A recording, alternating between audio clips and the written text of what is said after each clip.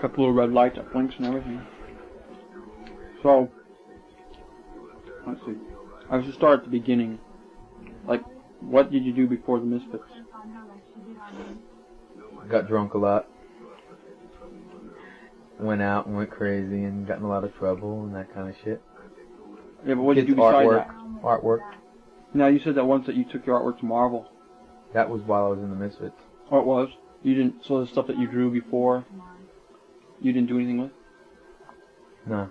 No? Showed it to people, gave it away as presents, you know, that kind of junk. So what got you motivated to start something like the Misfits? I was always involved in bands. What was the bands you were in before the Misfits? Did they do anything? No. Did you play, or was it just basement garage stuff? We played. Not a lot, though. Like, here and there, local junk, you know what I mean? It wasn't a touring band or anything like that. Were you with Jerry at that time? No. No. Jerry wasn't in the first incarnation of the Misfits. Well, who was? There was only 3 of you, right? There was the drummer, that's on the Bullet record, right? Not the guy who was on the Cough Cool record, but the guy who was on the Bullet record, Mr. Jim. Yeah. It was him, me, and this girl on bass. Okay. Then, it was, we got that guy Manny, and the girl was just not showing up, so we got Jerry. Manny knew Jerry. That's how I met Jerry. And then we eventually got rid of Manny, and we got Mr. Jim back. So when you recorded Cough Cool, though, was Jerry on Cough Cool? Yeah. Okay. So what got you to do a band and you called it the Misfits with that whole thing? Because the first record's so different than what the next thing was that you did. It wasn't really that much different. It's like if Cough Cool would have had guitar, right, it would have sounded like that. You know what I mean? They're all from the same time period. Mm-hmm. Matter of fact, Bullet predates Cough Cool by 3 years. But it didn't come out till way after.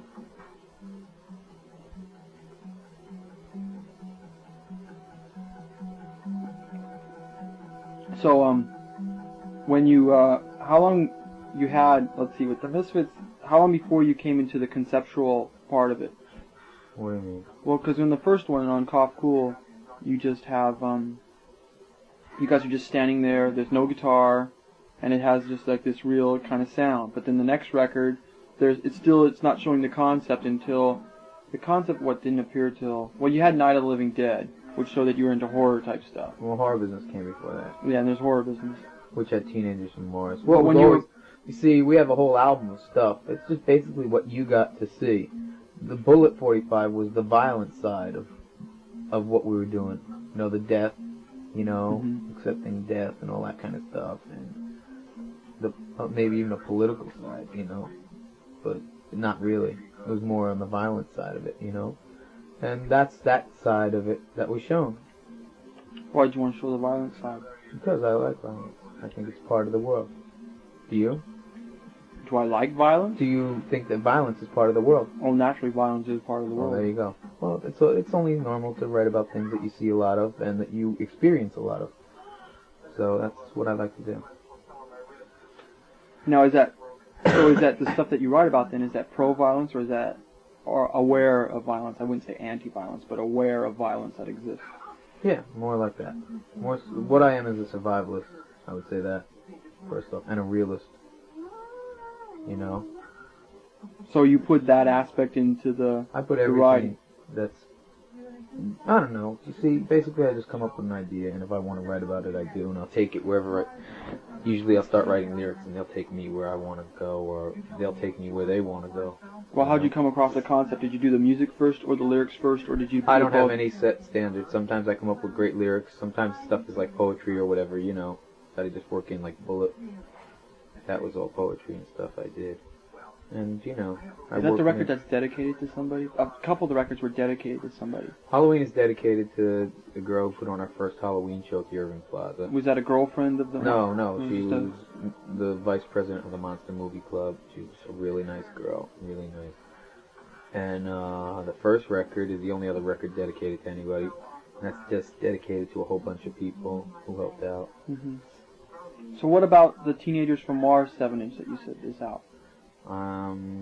You made 5, right? There's 5 acetates of Static Age and Teenagers from Mars. Now, why did you never put it out? We just didn't really like it at that time. You know what I mean? We were very picky about the records we put out, which may sound weird now when you hear them, but at that time, we were real picky about what came out and how it sounded and stuff. There's also a Who Killed Marilyn, Where Eagles Dare 45 that never came out. Right. But you end up doing that on your own. Yeah. Well, you did the Who Killed Marilyn. Yeah. Now, Where Eagles Dare, that's on the Static Age album that you recorded but never came out. No. It wasn't? No. Now, what was the Static Age album? That was a lot of the stuff that's on Legacy, Brutality, and a few songs that aren't. Now, why did and you... actually, that's, well, this is off the record, but Cliff Bernstein is the one who lined that whole thing up. We sold him Blank Records because we own the name, and they came out with Blank Records for Polygram, for phonogram. No, with Blank, that's what Cough Cool was on, right? Yeah, we owned it, and they had this whole promo coming out, and that they had Blank Records, but our record predated even their concept. So they had to do something, and then they signed a deal with us that they would give us 20 or 30 free hours of studio time at Mercury Records in New York, and we would sign them over the label, and then they had an option if they liked the record that they could put it out, and all this kind of stupid stuff. So is that why Cough Cool's not on Plan 9? It's not. Is Cough Cool Plan 9? No, that's why Bullet is on Plan 9 and not Blank. Right, but isn't Cough Cool on Blank? Yeah. But not on Plan 9. Yeah. That's why we had to get a new label. So we came up with Plan 9 for Bullet, but it also had a lot more backers in it than it does now. Okay, so then what is the way the records came out, even with Teenagers from Mars and Static Age, the way you recorded them? Oh, you want a chronological order? Yeah. Okay, you got Cough Cool. How many did you press of that? 500. But 500? someone out West Coast bootlegged them. With the same kind of cover? Yeah, but they bootlegged them a long time ago. Not now. They bootlegged them back then. Could you tell the difference if you saw them? No. I couldn't. I haven't seen any of the bootleg copies, or at least I don't think I've seen any. The way you can tell ours is that our records were pressed on really thick vinyl. Okay? Okay. The Cough Cools were pressed on very thick vinyl. They were pressed over at Roma Bar in Brooklyn. That was an old-fashioned place. They did reggae small presses of, like 200, 300. Mm-hmm. So it's very thick vinyl. You can't bend it on. So that's how you know. And so then the next record after Cough Cool was Bullet. Was Bullet. And yep. What was the press run of that? That initially, you mean total overall now? Yeah. 10,000. 10,000 a Bullet? 10,000. That's even more than what I initially had heard. Yeah. Because see, I always had heard that was 3,000 on red and 2,000 on black. No, more than that. How many were on red then? 2,000. And then all the rest were all blacks? Okay. There's only 1,000 with the original first sleeve, the fold out. Okay. All the rest have the Better Dead on red sleeve, even if they're black. Okay. So then when was Teenagers from Mars, when was that done? That was done in the Static Age sessions. We had another record we were going to put out. It was going to be Static Age and Teenagers from Mars. We had was that done? Done. Was that done after Bullet, or was that done after Horror Business? It was done at the same session as Bullet. Okay. And so we had the songs ready to go anyway. So we said, well, why not put it out? But then we decided not to. I don't know why, but we had the acetates and the masters done and everything. We just never put it out. So then the next thing that you recorded was in Horror Business? Yeah, Horror Business. And how many did you... 5,000 on Horror Business. 5,000, and there's like what, the word is like 25 on black? Yeah, those were advanced copies to give away at a show we did with the Damned in New York. Okay. At Haraz, 79. And then the next thing you had out was Night of the Living Dead? Night of the Living Dead, there's only 2,000 copies of that. Only 2,000? Only 2,000 copies of that. Okay, then what came after that? After that came the Beware 12-incher for our British tour with the Damned. Okay, now you went to England. Song. Yeah. Now how did that go? It went well, but Jerry didn't get our contract signed before we went over, and the Damned's management, which is Motorhead's management now, screwed us over and told us we're only getting paid for half the shows that we were supposed to get paid for, and we were only getting £50 a night, which was roughly that time about $125 a night. And so we just walked off the tour. So who was the band when you did that tour? I was the Night of the Living Dead band. It was Jerry, me, Joey Image on drums, and Bobby Steele on guitar. That's when you still with Bobby then? And he toured to England then with that? Yeah. Then what came after that?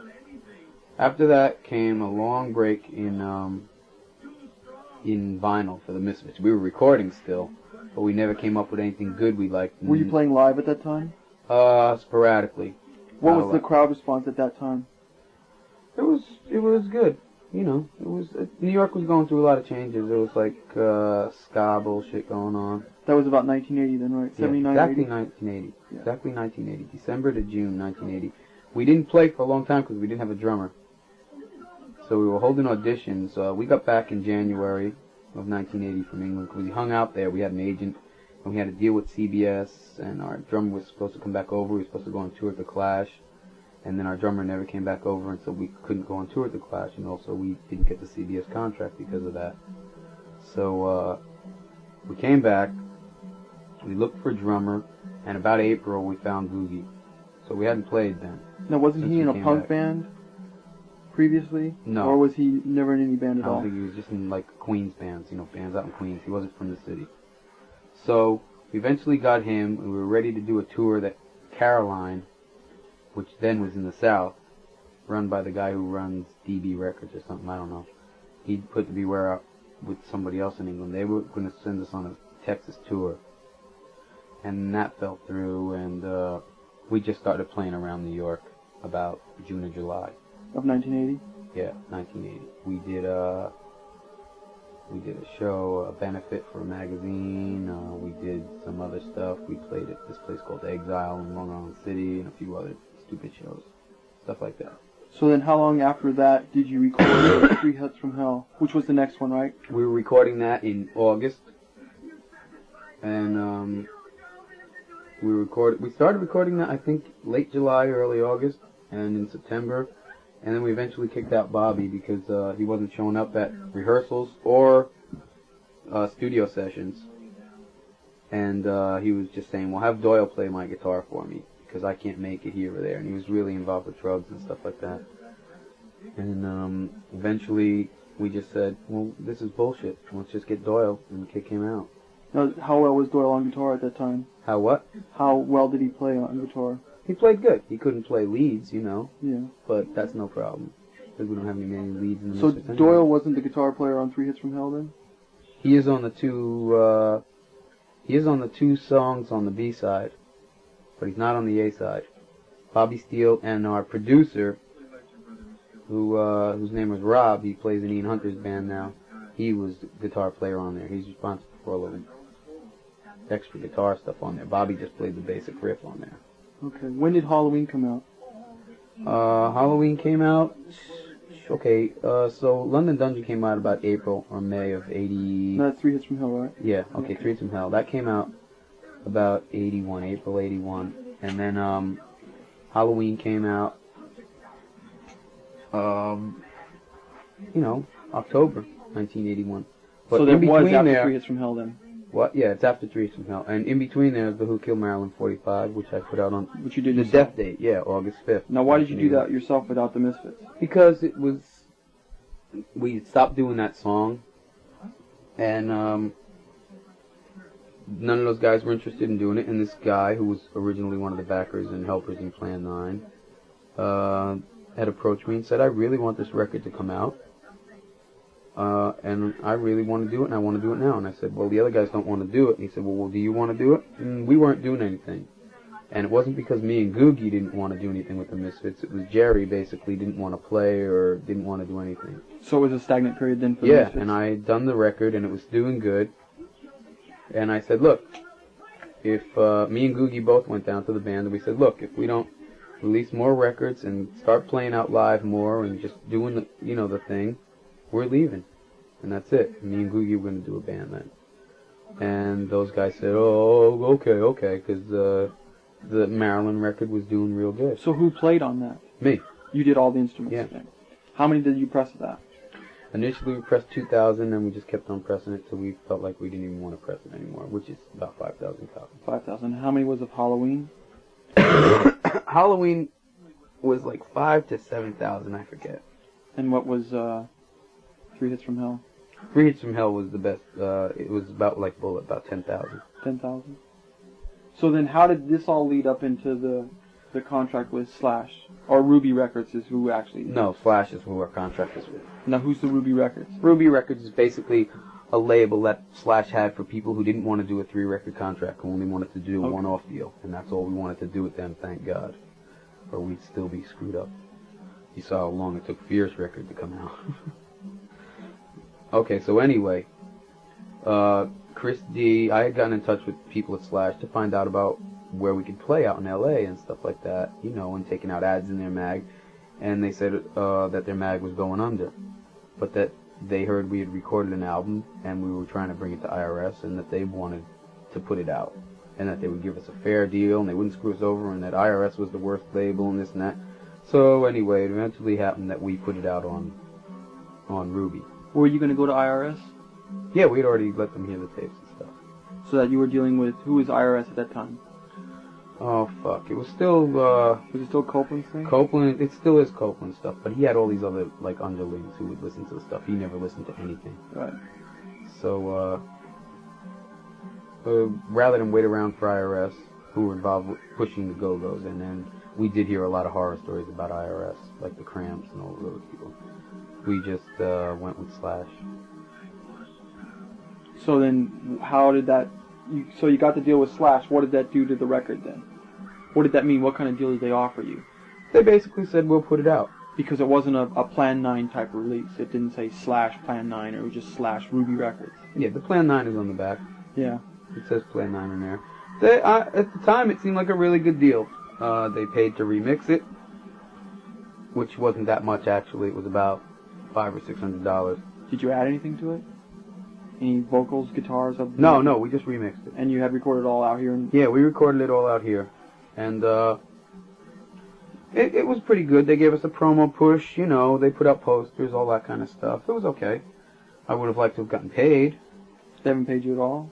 $400 and 500 records, that's it. And how many records do you Total, know that they sold? Total, I figure, and this is a conservative estimate, about 35,000. 35,000. That includes the overseas pressing. Did they license it out to somebody to do that? Yeah, they licensed it to a record label in Italy. And so they licensed those were it out actually imported here. Right, and then the licensed ones that they did, when they licensed that, they didn't inform you that the money that they got, because to sell the rights, they didn't even split that with you at all. They kept all that. No, we had contracts we had to sign for the foreign thing too, but they just basically wouldn't get on the phone with us, and we basically had to get a lawyer to sue them. That was it. So has this matter been solved yet? No, it's gonna be solved like imminently though. Caroline just got us a lawyer, so we're gonna get the rights back and hopefully put out Walk Among Us, you know, as an American release again. Same cover and stuff? No, the cover will come out right this time, because they fucked the cover up. What was wrong with it? There's two different versions, right? Okay, originally it was supposed to be, the whole sky was supposed to have black in it. You know what I mean? You know all those dots, the filmy thing? Right. That was supposed to be all black in there too. And there was supposed to be red and blue, and where the red and blue touched, it would be purple. You know what I mean? Right, so it wasn't like a full purple. Yeah, and so now it'll come out the right way. That it was. Well, the first covers that were made, they were messed up and they were just red, right? There was they no were blue. pinkish red, because they wouldn't spring like from... the poster, right? This is really a drag, because, you know, when you're getting album covers made, you have to pay $50 extra per print run for PMS color. Rather than do that, they went with process colors on our record, which was okay for the blue, but for the red, it wasn't a true red. It's a magenta type of pink red, and it didn't look right. And that's the problem.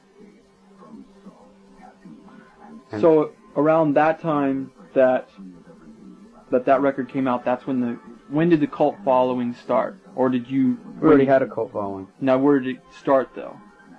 Where it was something in the scene where people started talking about the Misfits?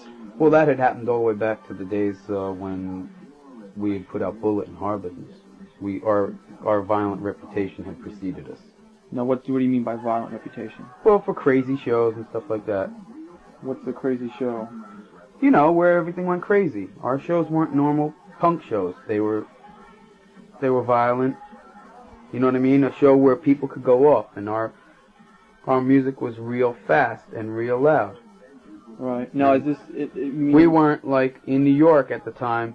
The only other punk bands were, like, the Dead Boys, the Erasers, who weren't even a punk band. They were, like, an imitation Voidoids but with girls, you know, Richard Hell and the Voidoids only with girls and stuff like that. We were the young little snotty kids, you know, who came onto the scene and were like totally irreverent to what they were doing. Our music was loud and fast, screaming and yelling. And did you have the whole stage presence yet and the image? Sure, I was wearing the Bone shirt, you know. Which you ended up throwing out at Santa Monica Civic, didn't you? Did I? Yeah. Yeah, okay, yeah. That's where you got rid of that. Because you came out wearing, I think, a white furry vest. And you wore the Bone shirt, and then you took it off and you threw it out into the crowd. Yeah. Okay. That's right. And, not starting. So, let's see. So you had the Devil Locks. Jerry had, what he used to do was spike his hair, but it kept on falling down. He had blue spiky hair like in 78, 77. Actually 77. So in 78, he wanted to know what he could do with it because it kept on falling down. And I said, well, why don't you just slick it all up? And he kind of had this cockatoo haircut right in the middle. And it came down into a small devil lock about the here. And I was already doing my hair into a point to be kind of like Eddie Munster-ish, and it was getting longer and longer. Right, to about your nose. Fast. So it was down to about the bridge of my nose. Okay. And that's like 78. So both yours and Doyle's was there. What about Jerry? Did he have anything like that yet? Well, Doyle wasn't in the band yet. Oh, that was just Jerry and you. And me, yeah. So Jerry had this cockatoo, kind of like Waddy mohawk, only his head wasn't shaved on the side. Right. And it came down into a very small devil lock in the top. And then I just totally got this devil lock type thing. You know, mine's a lot fuller than theirs. Right. And it's grown down to about the bridge of my nose, right here, the end of my nose. And it's just getting longer and longer, and that's how it just took off eventually. By 79, I had a full devil lock. Where did you come up with the name Devil Lock then? Someone's mother actually came up with it. When you were touring or around here? Yeah, she said, oh, these are those guys, that band with the devil locks on their head. And you guys got a kick out of that. Yeah, and we thought it was pretty funny. Actually, it turns out that there's an African tribe who wears their hair like that, and they call it a devil lock. Oh, really? Yeah. That's wild. So when actually did the Misfits start? Misfits started actually in 77. 77, so with the big punk explosion, along came the Misfits. Yeah. And so then, by the time that Doyle was in the band and you were bringing out something that was a little more, I don't know what, refined. Totally ours. Yeah, totally yours. Totally ours. What year was that? About 81? No. We were totally ours in 79. 79? Most of the stuff on Walk Among Us is written in 78, 79. Not a lot of it, but stuff like Vampira is 78, 79. Okay? And that's stuff that you played in your live show. Yeah. That, there's a few other ones on there that are 79. Like, I Turned Into a Martian is 79. Late 79. All that stuff. Stuff like Demonomania, that's like 1981. All Hell That's stuff Breaks... that just came out on Earth A.D. Yeah. Demonomania is 81. Earth A.D. is written in 81. All Hell Breaks Loose was a 1980 song. Okay? That's all... It just took a long time for us to get stuff out. So once the record came out on Slash then, and it brought the limelight to the band, because basically you were underground until that record came. We were a cult band until that. Like, I mean, a serious cult band. We'd show up at a place. Right, it didn't have the about... following like it does now. Exactly. And then you came out into the limelight because there was the publicity for it and whatnot. So what happened to the band after that? We got a lot more shows, and we got to go on tour a lot more. So that's when you toured and you came out west for the first time. No, we did that before the Slash record. Before the Slash record. So yeah. that's when you had We did that in response to the Halloween 3 Hits from Hell 45. So those sold really well. So we went out and did a small little West Coast thing. And that's when you had the legendary San Francisco incident. No. No, No, that happened on the Slash tour. That was on the Slash tour. Slash set up a California tour for us. And they booked us in the Elite Club as opposed to the on-Broadway. And there was no security there. It was run by Wes Robinson, who you know. Right, he does rookies in yeah, Brooklyn. and so it was just a total ridiculousness. And so basically, you had that incident that happened there. And that was the second tour that you had played San Francisco then, right? Yeah, the first time everything went great. How many people went to a show like that the first time you played? Well, the first time we played the on Broadway the first time. And downstairs, the same night, Black Flag and the Meat Puppets were playing. So I think we had like about 200 people upstairs, whereas Black Flag downstairs at the MAB had about 500 or 600 people. Did the kids know the songs that were coming? Yeah, everybody who came to the show had a really good time. Now, when you had the incident in San Francisco, was that at the On Broadway or the Elite Club? That was the second time we went out, the Elite Club. We played twice in Frisco the first time we went out. We played one night at the On Broadway and the next night at the Sound of Music, which was packed. Well, it seems like a lot of people in San Francisco won't forget that incident because it's been so blown out of proportion. Well, that's why. It's been blown out of proportion. I think, didn't Johnny Thunders kill someone with his guitar in Frisco? I don't think anybody remembers that. Yeah, okay.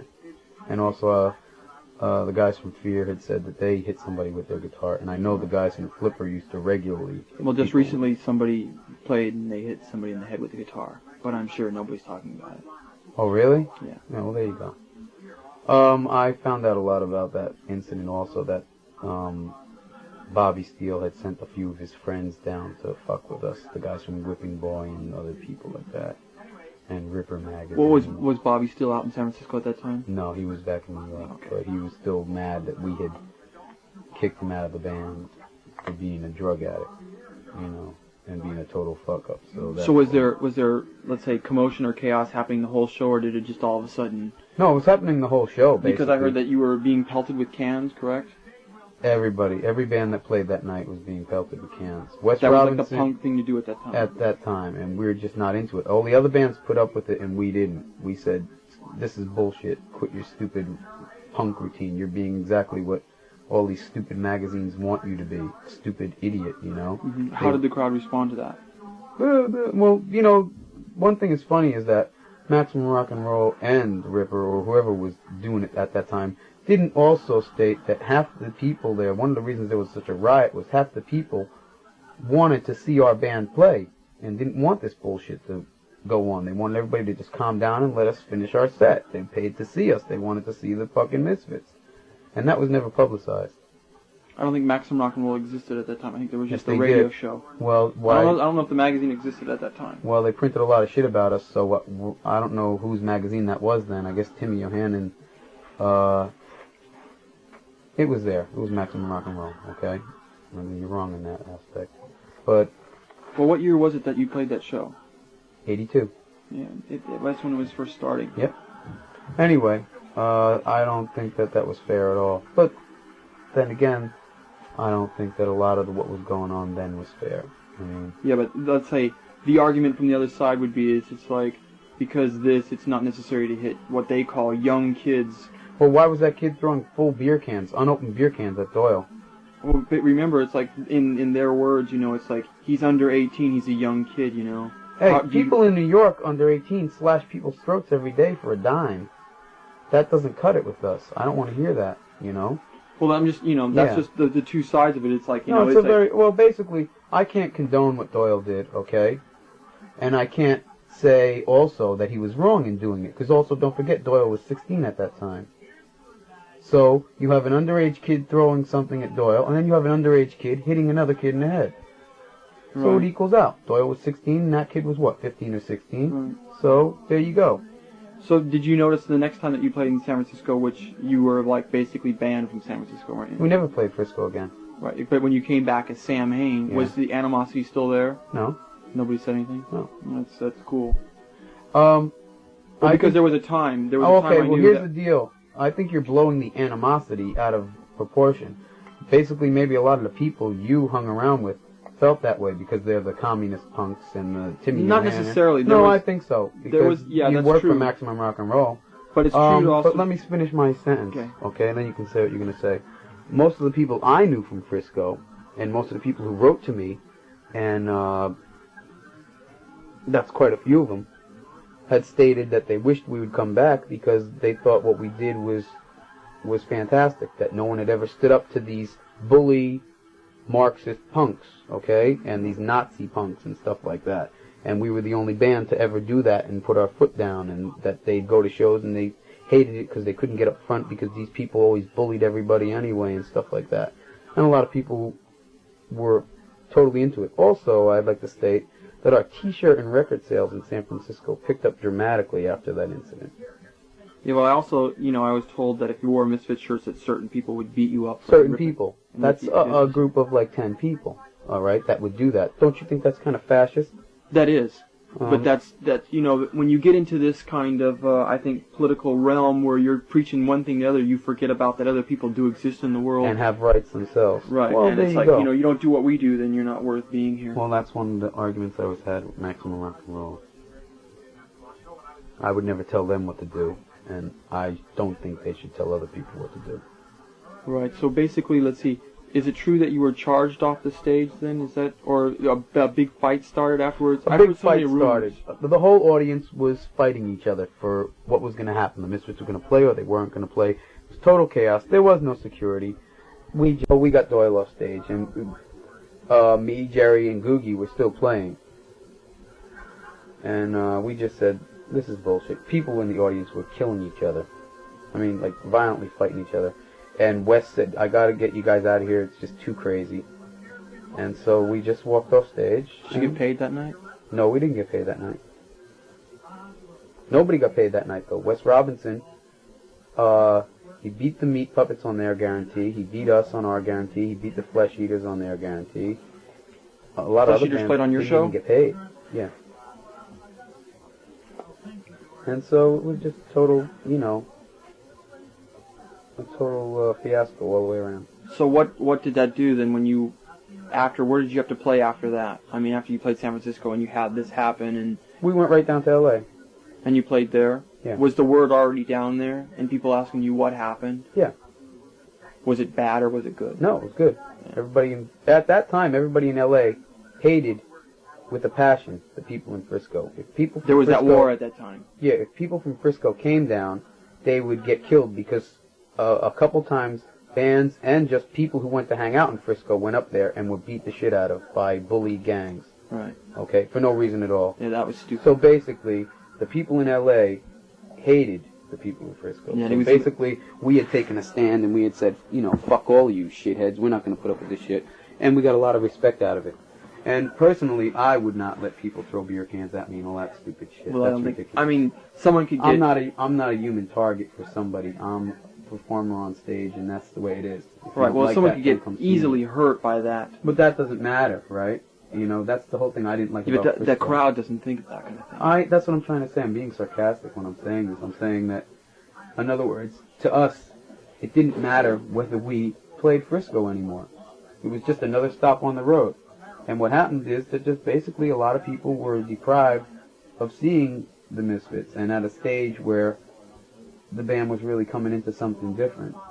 You know what I mean? Something which they're now, like, totally into. Right. You know what I mean? And so they just got deprived of that thing. We had people coming down from Frisco and carloads to see our shows. They would all pool together and get like a van or a car and stuff, and they'd all come down.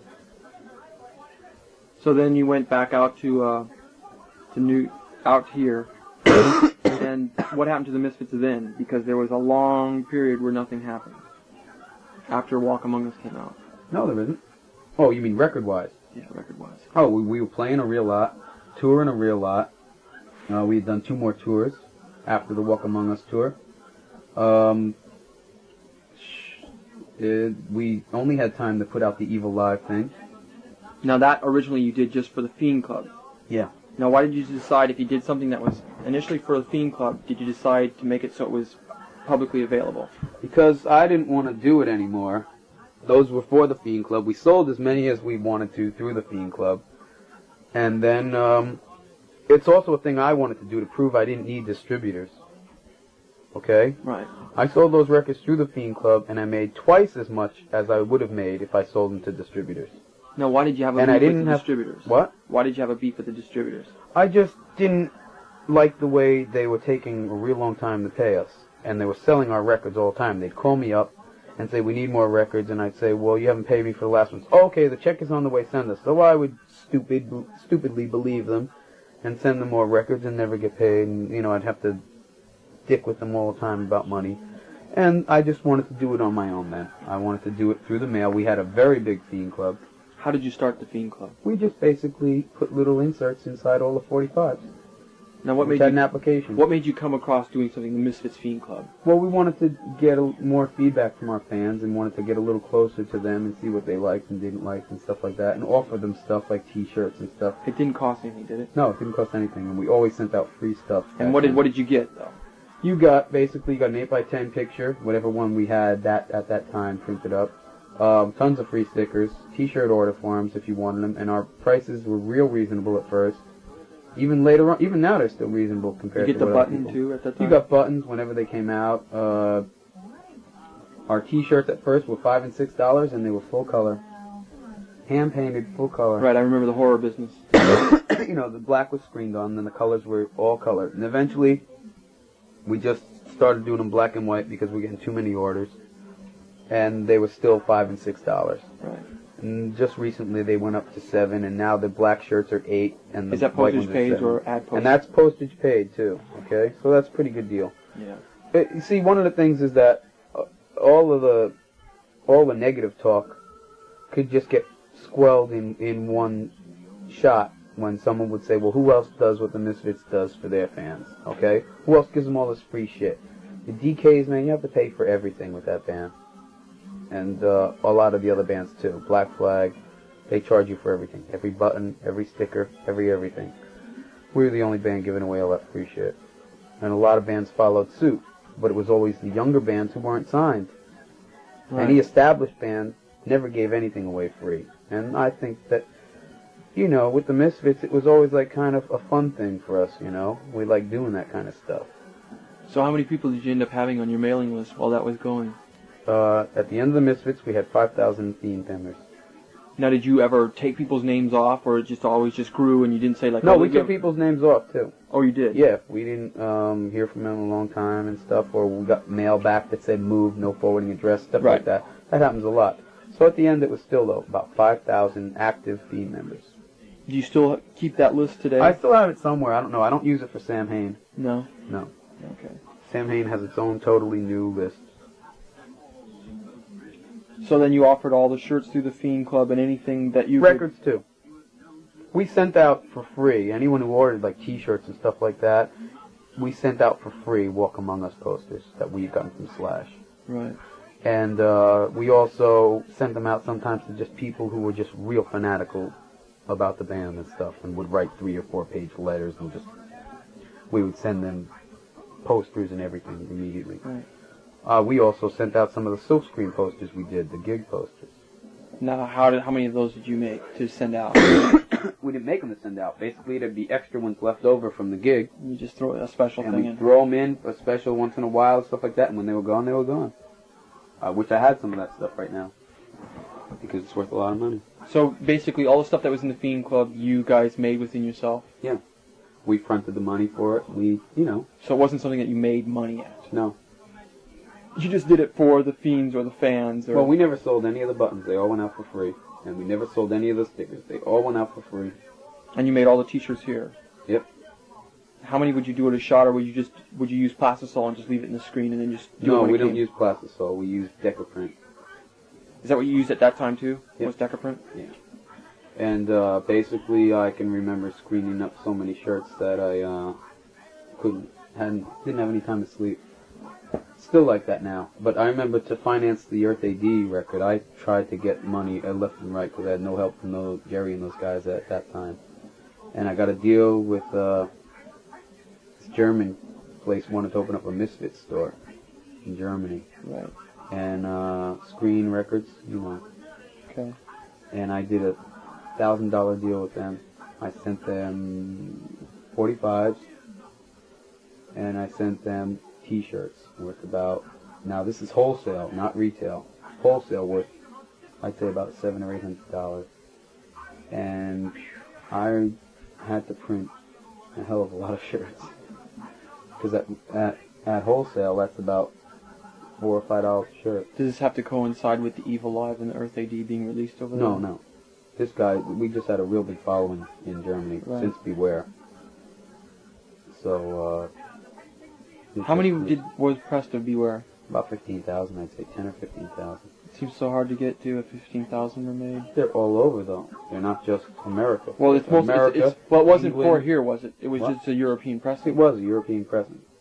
What I'm saying is that they kept on repressing it. Like when Walk Among Us came out, Sounds had this big thing. I think Dave sent it to Jerry, Dave Aney, and said, due to popular demand, I saw the Caroline ads. and Cherry Red is repressing Beware and all that stuff. I saw the ads. You and did? It was always available in Sounds. In the back pages there, and the little ads with Small Wonder ads and stuff. It would say, Misfits Beware, and I always go, what's that?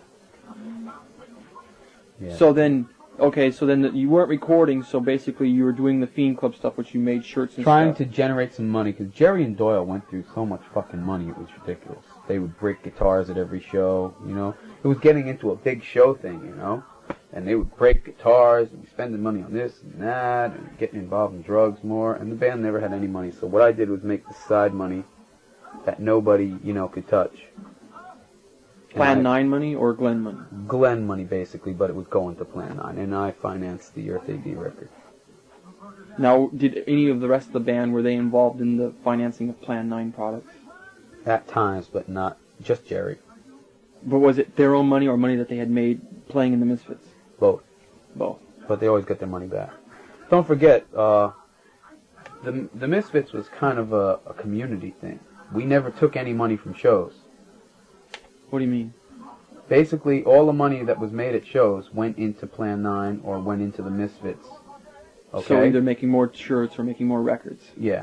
Okay, or buying equipment, which, from my end, I always got beat out of money because I don't have any equipment. We don't travel with a PA. Right. I never got anything out of that band, really. So basically, you had to have some other kind of job to survive. Yeah. To do this whole thing. Okay. So when, so then you had this part, and then Evilive came out how much later after Walk Among Us? Oh, about a year. A year later? And the response was phenomenal, wasn't it? Yeah. It was really good. But why did you decide to press it and have it in stores after you had done it and had the signed and numbered ones? Oh, because the man was getting too great for it. And all these kids were writing me, and they wanted the record, and I just didn't want to do it through the mail anymore. It was getting too You had crazy. sold out, basically. It was sold out. The first pressing sold out, like, really quickly. And so I just released it to general public. So how many of that was in press?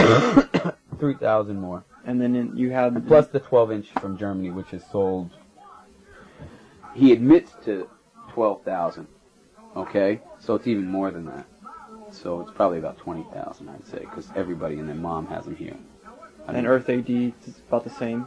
Earth A.D. I sold 10 or 11,000 in America of my own copies. Right. And I know that shitface in Germany sold about 15, 20,000. Now, did he burn you also? He didn't. He gave me advances, and he paid me for Evilive. But he still owes me money on Evilive, but I've never gotten any money for Earth A.D., and I want money from... I'm going to take... basically, I just got to call him. No, again, this is going to cost you more money to do this. Yeah. It's an ongoing process. There's a saying in the business, like the record business, you're only as good as your next release. Right, so Okay. basically you're dealing with these As people far as saying money. that you're... So the people who are responsible for selling the records and putting them out are the ones who are dicking you over then.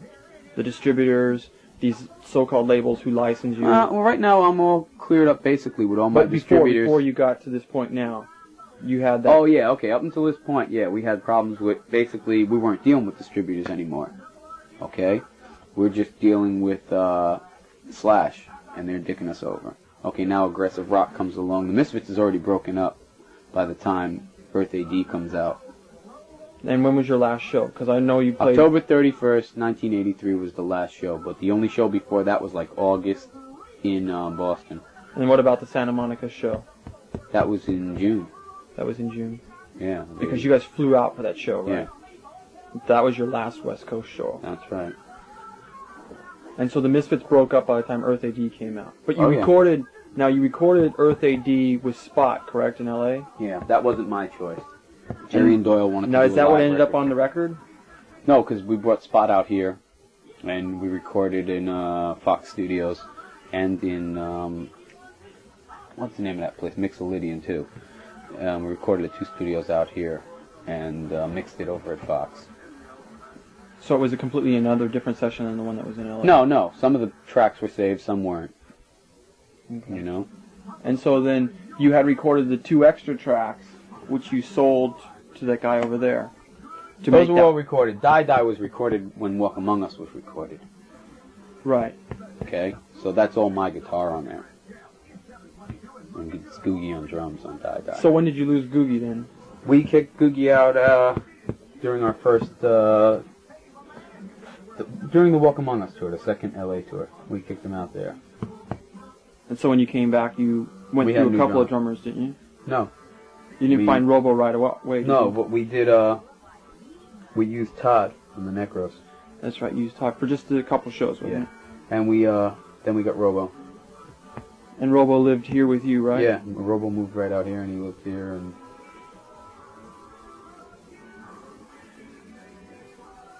That's the end of this.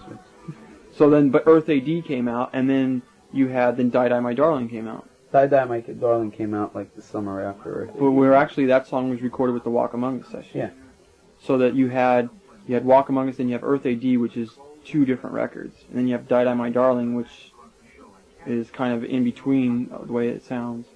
Well, it's more like Walk Among Us, but it could be something that, because you had it on... Well, it was written way after all the songs for Walk Among Us. You understand what I'm saying? Right. So, Die Die My Darling was not really a Walk Among Us song, but it was a step after, but there was just such a lag in between Earth A.D. and Walk Among Us, you know. Right. Now, you don't like Earth A.D., correct? I don't like Earth A.D., no. And why is that? I just think there's a lot more going on there that no one ever got to hear. Like on songs like Blood Feast and Hellhound. Songs like Devil Lock. What do you mean Earth a lot A.D. more going on? Well, the way I like to do records, I like to add stuff in there and give them all layers and textures and stuff. It could have still had their wall of noise stuff, but I would have liked to added some more stuff in there. And also my vocals. I don't like the way Spot records, for my taste, and I don't like the way he records vocals at all. My vocals are too thin and they're kind of buried in everything. I don't like it. So then, by that time, the Misfits are broken up. You have Earth A.D. come out. You have Evilive still floating around, and there's 2 different Evilives now floating around, a 12-inch and a 7-inch. Two different 7-inches.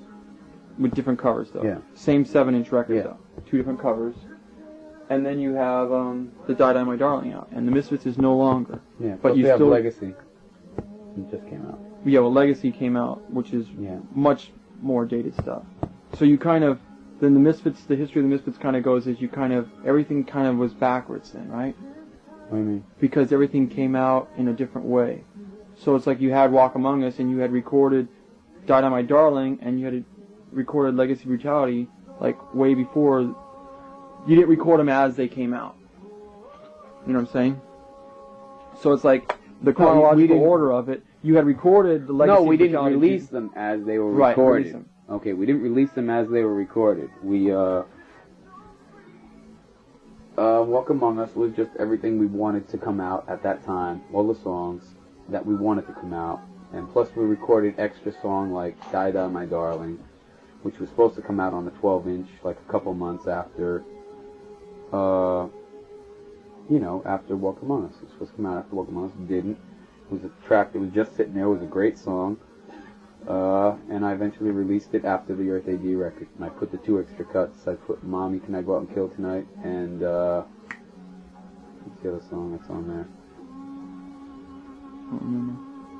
There's 3 songs on there. There's 3 songs. Is it the other song that wasn't on the Earth A.D. that's on the one over Yeah, there? We Bite. We Bite. That's another song we used to do in our live set in 81. But that was an Earth A.D. session song though, right? Yeah. Right. So was Mommy. So, since the Misfits are over, and are you going to put out any more Misfits records? There may be more. I don't know. We'll see. I know we're going to re-release Beware, and there's going to be a singles album, of all the stuff that you can't get anymore in singles. And Is that going to include the Teenagers from Mars? Yeah, I think I'm going to. Is that going to have, like, Angel Fuck and all that stuff? Now, Angel Fuck is on Legacy. Oh, is it? Okay. So it's, what tracks, when you do this, have never been released? Is there anything? Yeah, there's a few. There's a few? Yeah. But you're not sure if you're going to do this or not? No, yeah, it's coming out. Yeah. And, so, out of all the Misfit stuff, what's the stuff that you personally like? I like Walk Among Us. I like 3 Hits from Hell. And as crazy as it sounds, I like the Night of Living Dead record is my favorite Misfit 45. Production-wise, too? No, not production-wise. The way it sounds. Are you ever going to try to redo it? Can no, you go? No, I'm not going to redo it. Right.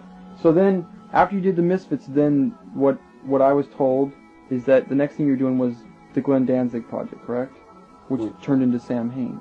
That's when you start. It was going to be like your solo album, right? No. Me and Erie had started. There were various things I was doing at that time, but basically, me and Erie had decided to start a band, which was going to be called Samhain, or if we came up with a better name, we would come up with a better name. But we already had a song called Samhain. We were already doing The Shift and Black Dream and Archangel. I had already started working on Archangel with Al Pike from Reagan Youth in August. And Erie was learning drums for a lot of the stuff then, too. We were going to have him come down and now, Erie was drumming for Rosemary's Babies at that time. You were doing the guitar tracks for this? Yeah. So basically what happened was Al Pike just wasn't happening because he was a nice guy, but he couldn't go on tour because he had a steady job, and he didn't want to lose it. So it was me and Erie. We were going to do Samhain. I told the Misfits the last show I was doing with him was the October show, and that was it.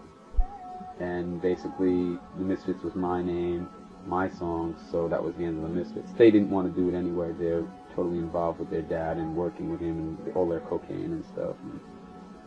So me and Erie have Samhain going, and I get a call from Lyle and Brian Baker. They want to start a band. They want me to be the singer for the band. They want to see if I can do, come down and blah. And I go down to 2 rehearsals with them, and it just isn't happening. Down in Washington, D.C.? Yeah. And I flew down there for both sessions, and it just wasn't happening, and it was costing me a lot of money to fly down there and just stick around. So I just said, look, this is, forget it.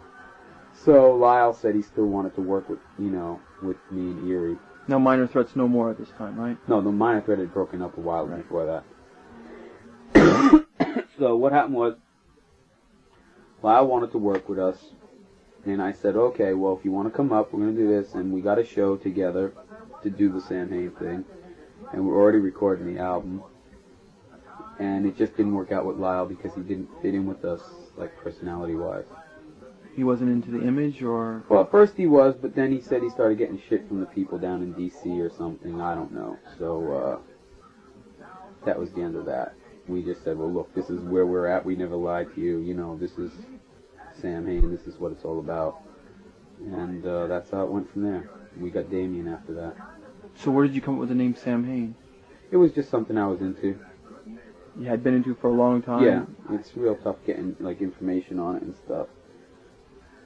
So it wasn't something that you weren't like... It wasn't something that just popped into my head. No, it's something like, had you written a song about Samhain? I had the song, Samhain. Was that originally a Misfits song, or just a song that you had? It was a song I had written. There was lots of stuff I had written that you just couldn't give to the Misfits because they couldn't do it. If that's my pen and you're chewing on it, I'm going to kill you. Anyway, you know what I mean? I would bring songs down. I had a song, Mephisto Waltz, that I brought down to rehearsal, and those guys butchered it.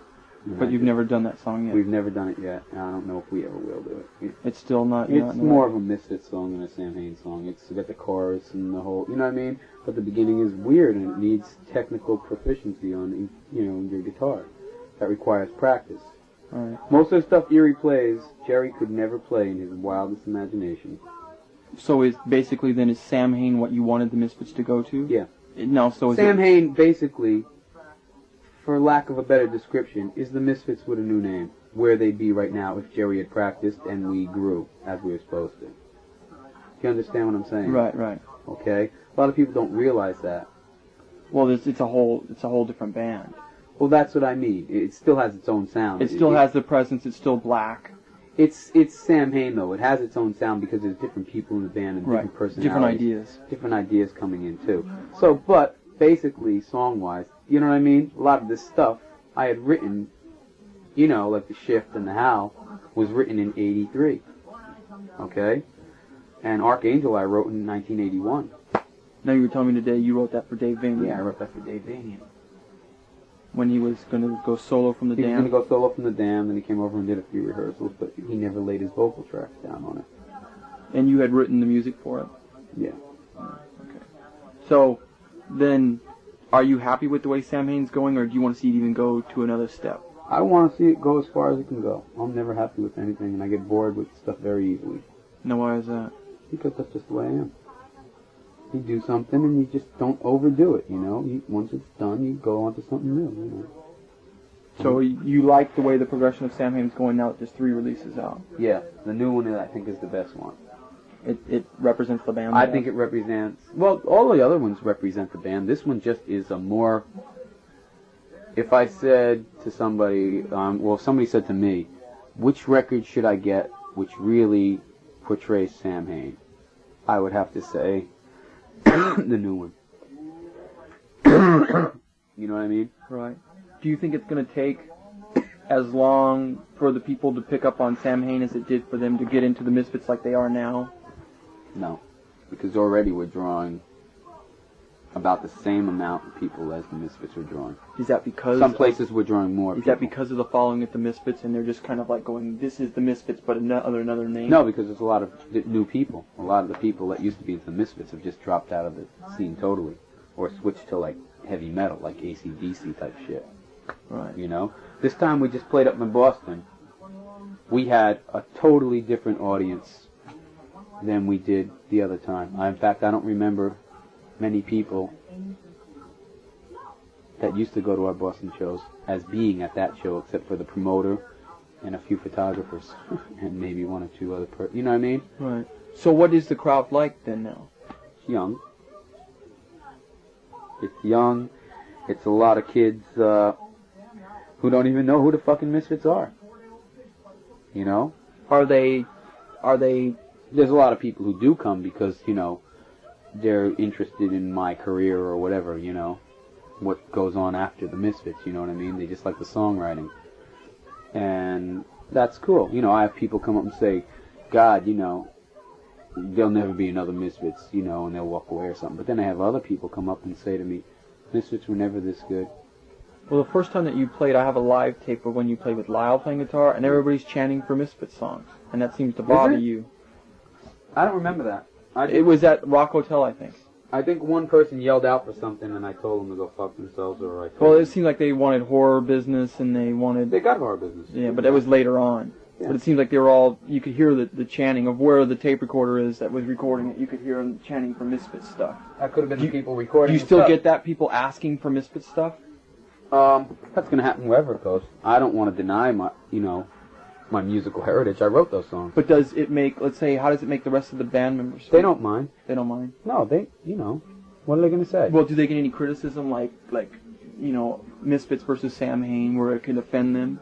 I don't think so. They're all pretty stable people, and Well, they know good. what's going on. Basically, if someone says something to you you don't like, you either say, fuck off, or you don't say anything. You know what I mean? Or that's your opinion, or shut up. You know, whatever you want to say to them. You know, I can't talk for those guys. They're, you know. Well, I'm just wondering, because you went from the transition from one band to another, where you've got a whole new band of people that you're dealing with. For the most part, most people now don't even compare Misfits to Samhain. Right. Even in a breath, you know what I mean? They're just like, Samhain is just too unbelievable for them. Vocally and lyrically, the band is so much heavier than the Misfits, it's ridiculous. Even musically, it's so much more, you know, together as far as doing other parts and composition. So are you still doing like what you said with Night of the Living Dead, or like where you had a lot of overlays and stuff? Are you still doing that with Samhain? Even more so now. We're up to 24 tracks. You're doing 24 tracks. How long does it take to record it? And mix it? Do you spend a lot of time? Or? It depends on the song. Some songs just get the basic tracks and maybe vocal overdubs, and that's it. Like a song like Let the Day Begin. That's a basic guitar, bass, drums, and that's it. And vocals, and that's it. Are you real picky though when you're doing that? Same thing within my grip. It's the same way. Yeah, I'm real picky. So does that make it take longer? No, No. because I know exactly what I want, and I go in and do it. If someone in the band can't do it, I'll do it. How does that make them feel then? It doesn't matter how that makes them feel. This is a business. So then you're the boss of the business. Well, do I run Plan 9 Records? Right. Yes. But then There's a budget for everything. Money overrides everything. the record has to come in under a certain budget. I'm pretty lenient with the stuff, but basically, I don't even have to say anything. If Damien can't play a guitar track, he'll come into me and go, I can't do it, so will you do it? You know what I mean? So then, are you going to do the basic, or are you going to overdub over the basic he does? I overdub on his basics. They're always his basics Okay. and stuff, you know. That's, you know, he even does overtracks. There's stuff he does that I can't do. Like the Halloween 2 stuff. That's on a new record. Yeah, I did a track on there, but my track is totally different than his. His is that feedbacky squeal thing, you know? I couldn't do that shit. I don't know how to play that stuff. So then why would you do a song that was like Halloween 2, Halloween, that was done as a Misfits song? Why do you do it as a Samhain song? To show the difference between Samhain and the Misfits. But it's still your songs. They're You still my wrote 'em. songs, but I want to show the difference between how Samhain approaches something and how the Misfits approached it. Does it work? Yes, for me it does, and most of our fans kind of like it. Everybody seems to like the new version of Halloween 2 much better than the old version. I mean, that's obvious. But is it a personal thing with you? Is the reason why you did it? Like you didn't like the way it came out the first time? It's sometimes, yeah. Or sometimes we just say, hey, we kicked to do this song, you know? Let's do it. Well, is there any other Misfits songs that you're going to do, or is that Right now, that's it. that's over? Yeah, as far as recording-wise, yeah, that's it. You're not going to bring anything out from the... So let's see, the first record that came out from Samhain is Initium. I'm going to redo Blood Feast at one point. I don't know whether it's going to be a solo record or it's going to be Samhain, but I know Blood Feast will be redone. So you might do another solo record? Yeah. Using Me and Erie are going to do a solo record together. Like Erie doing drums or bass? everything. Me and him are just going to do everything. And what are you going to call it? I don't know. We might call it Mexican Pig Torture. We might call it something sick. I don't know.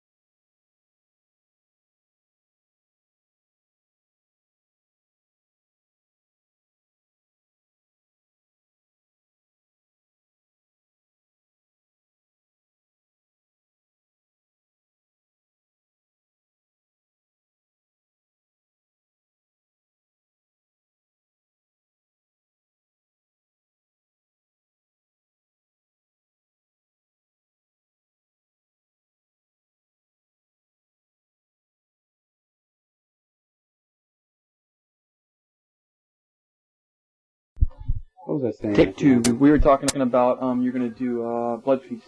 Okay, yeah. Blood Feast.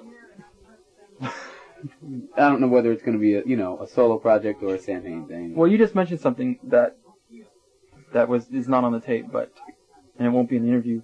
But you said that when you hear yourself, you put on Elvis or Jim Morrison. Someone said to me which was when I think I sound weird. But someone said to me though, someone said to me is that on the new record you're trying to sound like Jim Morrison, which I don't see at all. No, I don't either. And that's like, people come up with different things, because that's what they associate with, but they go, yeah, Cody's starting to sound like Jim Morrison.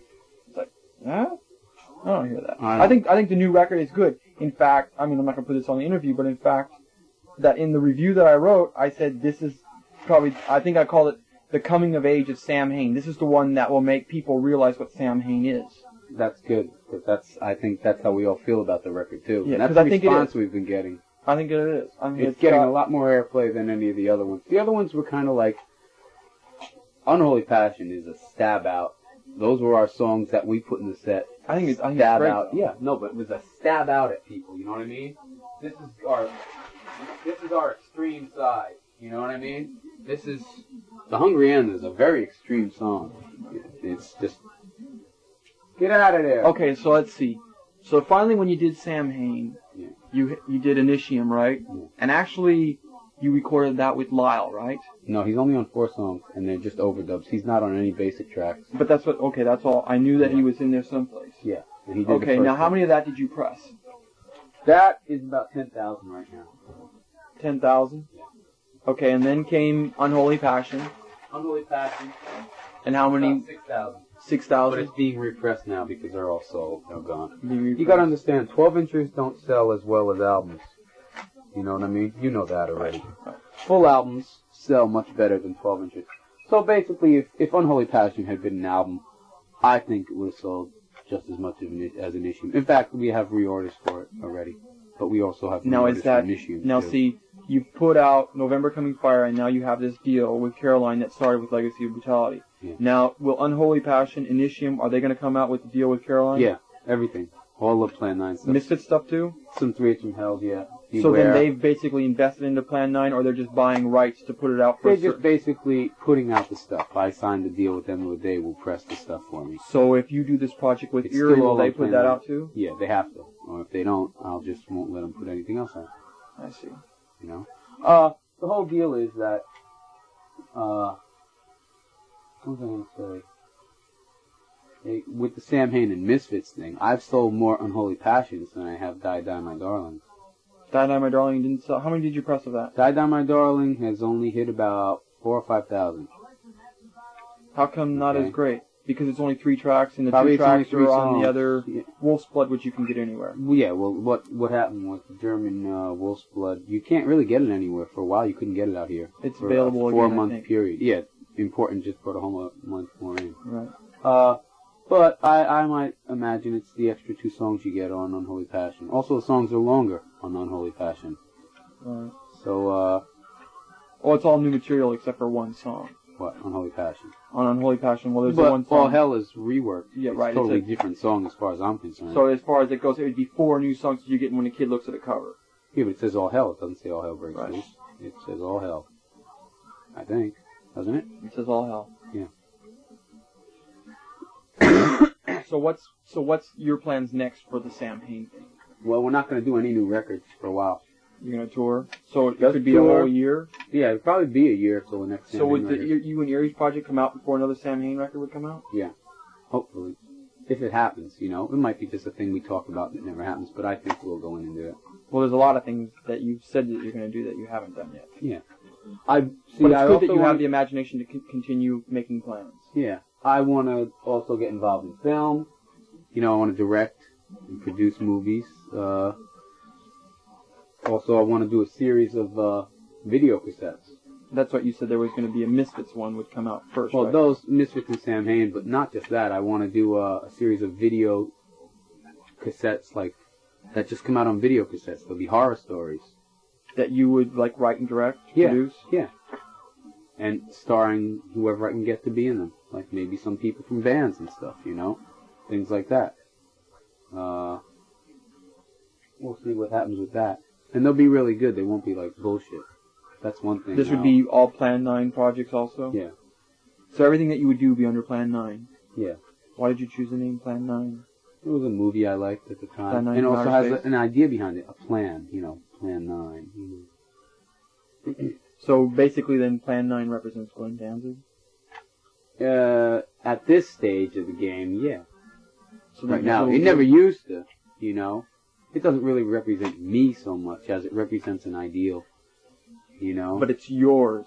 Right now, it's totally, you're like... Right now, it's totally mine. There are people who still help me, when I need money and stuff like that. But, for the most part, it's my ideal. So now Plan 9 does what? It still makes... You have Samhain shirts, which you have, 4 designs out now? 5. 5 designs. And are you still doing the Misfits stuff? Yeah, but a lot of them are going to be deleted on the new order form. We're getting rid of Halloween. No more Halloween? Yeah. Because the screen is shot, and I don't know if I should reprint it. I don't know. We're getting rid of a lot of them. We're just getting rid of a real lot of the shirts. There will be a legacy shirt. And just basically, we're going to keep the 2 Pushead shirts in, because the screens aren't shot yet on those. The 2 Evilives will be in. You know that we got rid of the Walk Among Us screen a long time ago, and the Fiend Club screens are all gone. I'm thinking of retiring Bullet and Horror Business. Horror Business, you no longer hand color. No. Those, all the ones that were colored, you hand colored them. Yeah. Now, what do you feel about the shirts that are out that are either Misfits or Samhain that are bootleg shirts?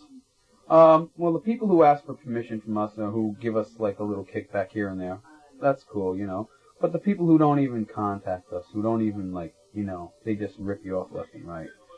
That gets me mad, but there's nothing you can really do about it. By the time you take them to court, they declare bankruptcy. And then start up under another name. Basically, what you have to do is beat the fuck out of them in a blind alley somewhere. Right. So hit them now, over the head with a pipe, or cut their balls off, or you know what I mean. If they have tits, cut their tits off. Whatever.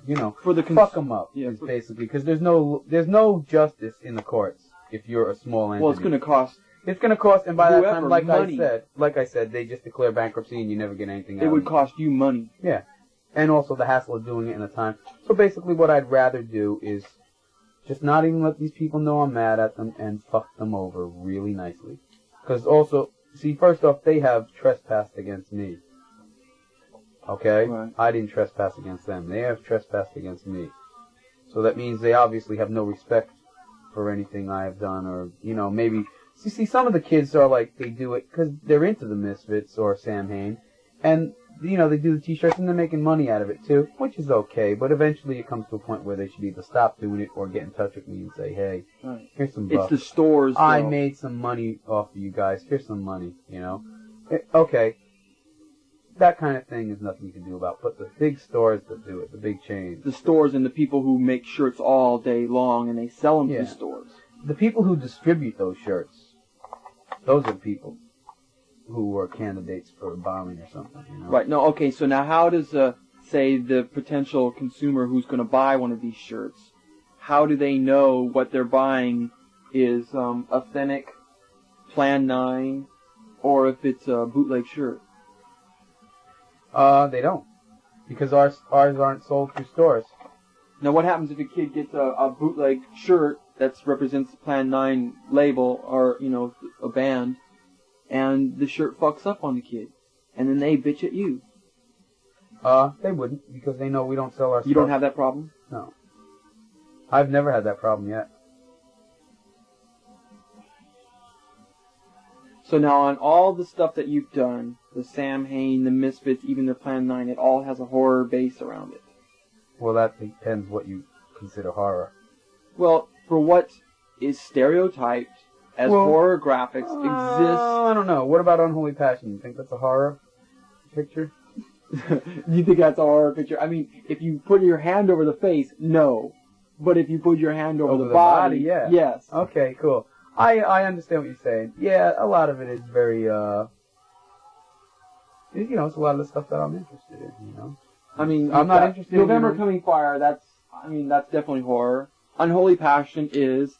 Initium is... Well, you see, I don't see Unholy Passion or all that stuff as horror. I don't see the cover of November Coming Fire as really horrific. You know what I mean? Well, what do you see it as then? I see it as a bunch of skeletons in fire. Here, and then you've got the Samhain, whatever. Scarecrow guy, whatever he is, human scarecrow. And it says Samhain 3. Why Samhain 3? The third album? Or Yeah, third album. Next one will be Samhain 4, or is it just temporary? No, that's just, it looks good. Or is it Samhain 3 because now you have a new member in the band who wasn't in the other two? No, that has nothing to do with it. But it is. Misfits, you're using letters that are like more associated with like Famous Monsters letters. Well, they are the Famous Monsters letters. But before that, we had our own logo, but that got ripped off by Minor Threat, so we, Got ripped off by Minor Threat? Yeah, the way we lettered our letters in the old Misfits is exactly the way Minor Threat then ripped off and used their lettering that way. I don't know if you ever saw it that way. I did. I never thought of it like that. Well, look at it one day. I'm sure Jeff would jump up and down. I don't care. They used to be Misfit fans, now they... Do you think that they pattern their music around Misfit stuff? No. No? No, I don't think that at all. Okay. In Because fact, they have a lot of opposite. they have a lot of the harmonious edges in it, though. Well, see, Ian used to be a big Misfit fan, and then, I forget what happened, but eventually he was like, oh, I don't like them anymore, or something like that, because we were rock stars and we sold t-shirts. Now, why were you rock stars? Because we sold t-shirts. Now, see, I have the philosophy that no one is a rock star until you're selling over, like, 100,000 records. I have the philosophy no one is a rock star, unless they act like that, or like they, see, what we're saying is rock star, but we're using a meaning that these people, and say other people involved on this scene, or who were involved in the scene, had for rock star, which was this conceited, egotistical slob. You know what I mean? Yeah, but they came that way because they had focused attention on them. Okay, if I didn't want attention focused on me, I wouldn't be in a band on stage. I would write my songs for other people, and I wouldn't perform them. Right. Okay? Now, I don't know who Ian is fooling, or say anyone. I don't want to get down on Ian, okay? But, okay, let's just say I don't know who anyone in a band is who's fooling themselves, but any performer, anyone who gets up on stage and sings a song wants some attention. Right. Anyone who gets up there and puts a guitar in their hand and plays wants some attention. Even if they want to put their music across or their message. It doesn't matter. They can have someone else do it then. Right. Because it's still their music and their message if they give it to somebody else. Okay? So that's how I feel. So calling someone a rock star for getting up on stage and doing that is total bullshit. Well, you've been called rock star because you dress a certain way when you... But I dress like that off stage too. Right, you do. And I act like that off stage too. What people see on stage of me is me. When they get off stage, I'm the exact same way. I'm not a joke and I'm not a hype for somebody say, oh, Glenn, just, that's bullshit. So I don't want to hear any of that. Which I hear it anyway, but that's what I mean. Getting back to that Ian thing, I mean, he had called me from Tim's once when Tim was on the phone with me, and he's going like, I'm so glad you released that Legacy of Brutality stuff. That stuff is great, And it's like... Tim who? Tim Kerr, oh. Big boy. But I was like, well, who cares, I mean, you're glad.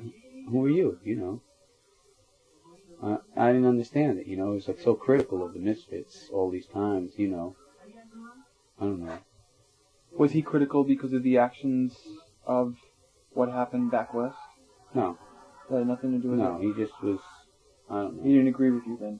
And he took it out on you? What happened was, I think he just didn't want to like the Misfits, you know what I mean?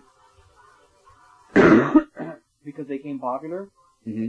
Do you believe in that belief of how, let's say, a lot of people, once a band becomes popular, a lot of people will not like them anymore. That happens in the punk scene a lot. It happens in every scene. Because it's like a personal little thing. It's like well, let me explain something to you. It happened with Elvis, okay? Now, he was one of the most,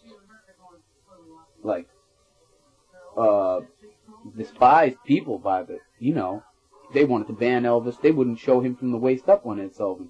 And as soon as he got a contract and started getting popular, all his real diehard fans stuck with him, but everybody else was like, oh man, he sold out, this and that. It's happened forever. The same thing has happened with the Doors.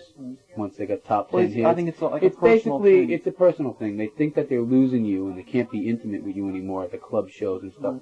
And I think that's a little, What is that? Well, they're also the first person. It's a lot of, it's a little, what is that? Not insensitive, but it's a little greedy.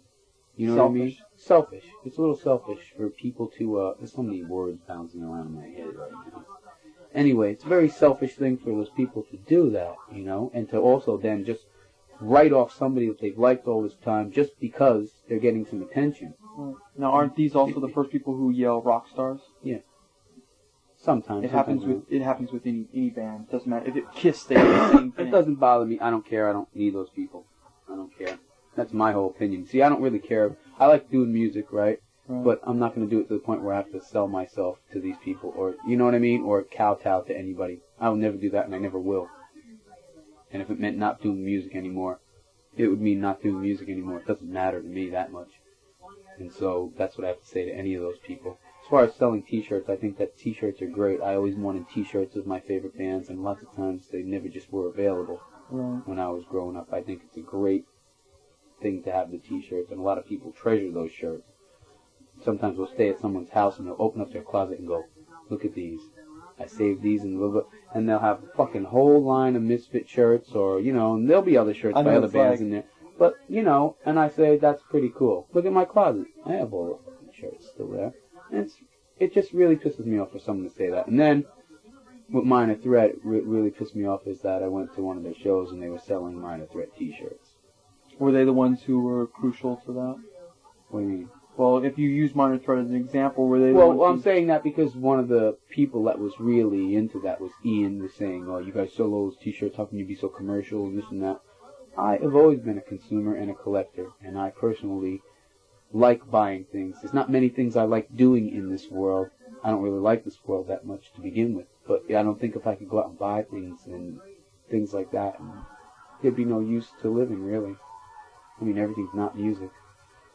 You should get the water. So, back to the one point that I'm trying to get here is, like, all the things like Samhain and Misfits have what's known as a horror or essence of macabre. Yeah, okay, essence of macabre, yeah. Okay, well, horror is what it's stereotyped as. Okay, yeah, stereotyped It's like, that's what they say my stuff is, too. It's horror, it's terrible. You know? Okay, but like, it is stereotyped as a horror or death rock or ghoul rock, that kind of... Yeah, okay, obviously, we know that. Or a cult. A typically irritating generic term for something which is just not generically Christian or religious in that aspect, like Judaism or whatever, you know what I mean? Right. Judaism, yeah, the art of flipping people over your head at an altar. No, Judaism. But it's popular enough in the world that people continue to buy it and continue to make it. Okay, the whole thing I'm trying to say is, what I get mad at is when people go, oh, they're in a cult band. For lack of any kind of knowledge or any kind of intelligence, they label anything like that a cult rather than call it exactly what it is. Well, because they feel that it has a one-sided following that only... They do, and it's not a one-sided. To them it's one-sided, though.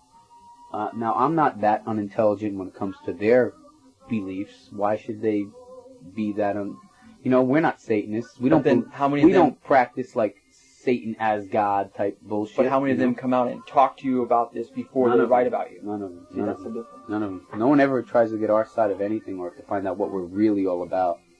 And that makes me mad. So with this essence of macabre, now where does this come from? That's stuff that I'm interested in. You know, it's kind of personality makeup too. How did you become interested in this? I've just always been. It's just TV shows, movies, everything, magazines. Things that have happened in my life, you know what I mean? Just, I've always had weird experiences happen to me. I have, What do you mean by weird experience? Psychic experiences? Yeah. Like how? Okay, I don't want to get into a lot of this stuff because I get in a lot of trouble. But, well, do you want to go away from it altogether? I'll just touch on it briefly. Basically, there are things I can do with my mind that I wouldn't let a lot of people know about. There's a lot of things that I can do that I guess a lot of other people can't do. Do you think people consider that evil? Well, a lot of people would, but a lot of people don't know what I'm talking about. So I think you kind of know what's going on. Yeah. Or do you consider that something like mind over yourself, mind over matter? Something where you believe in yourself, where you know and you have the confidence. I think everybody has basically the power to do it, but you have to elevate yourself to a level where you can use it, you know, or sometimes you're born with it, I guess, and sometimes you're not born with it. I don't know. In my instance, I know that there's a lot going on there, and I don't have to prove it to myself. It's happened already. I know that. Well, actually, you know, I think anybody who really knows, they can see that what you do, there's a lot that goes on.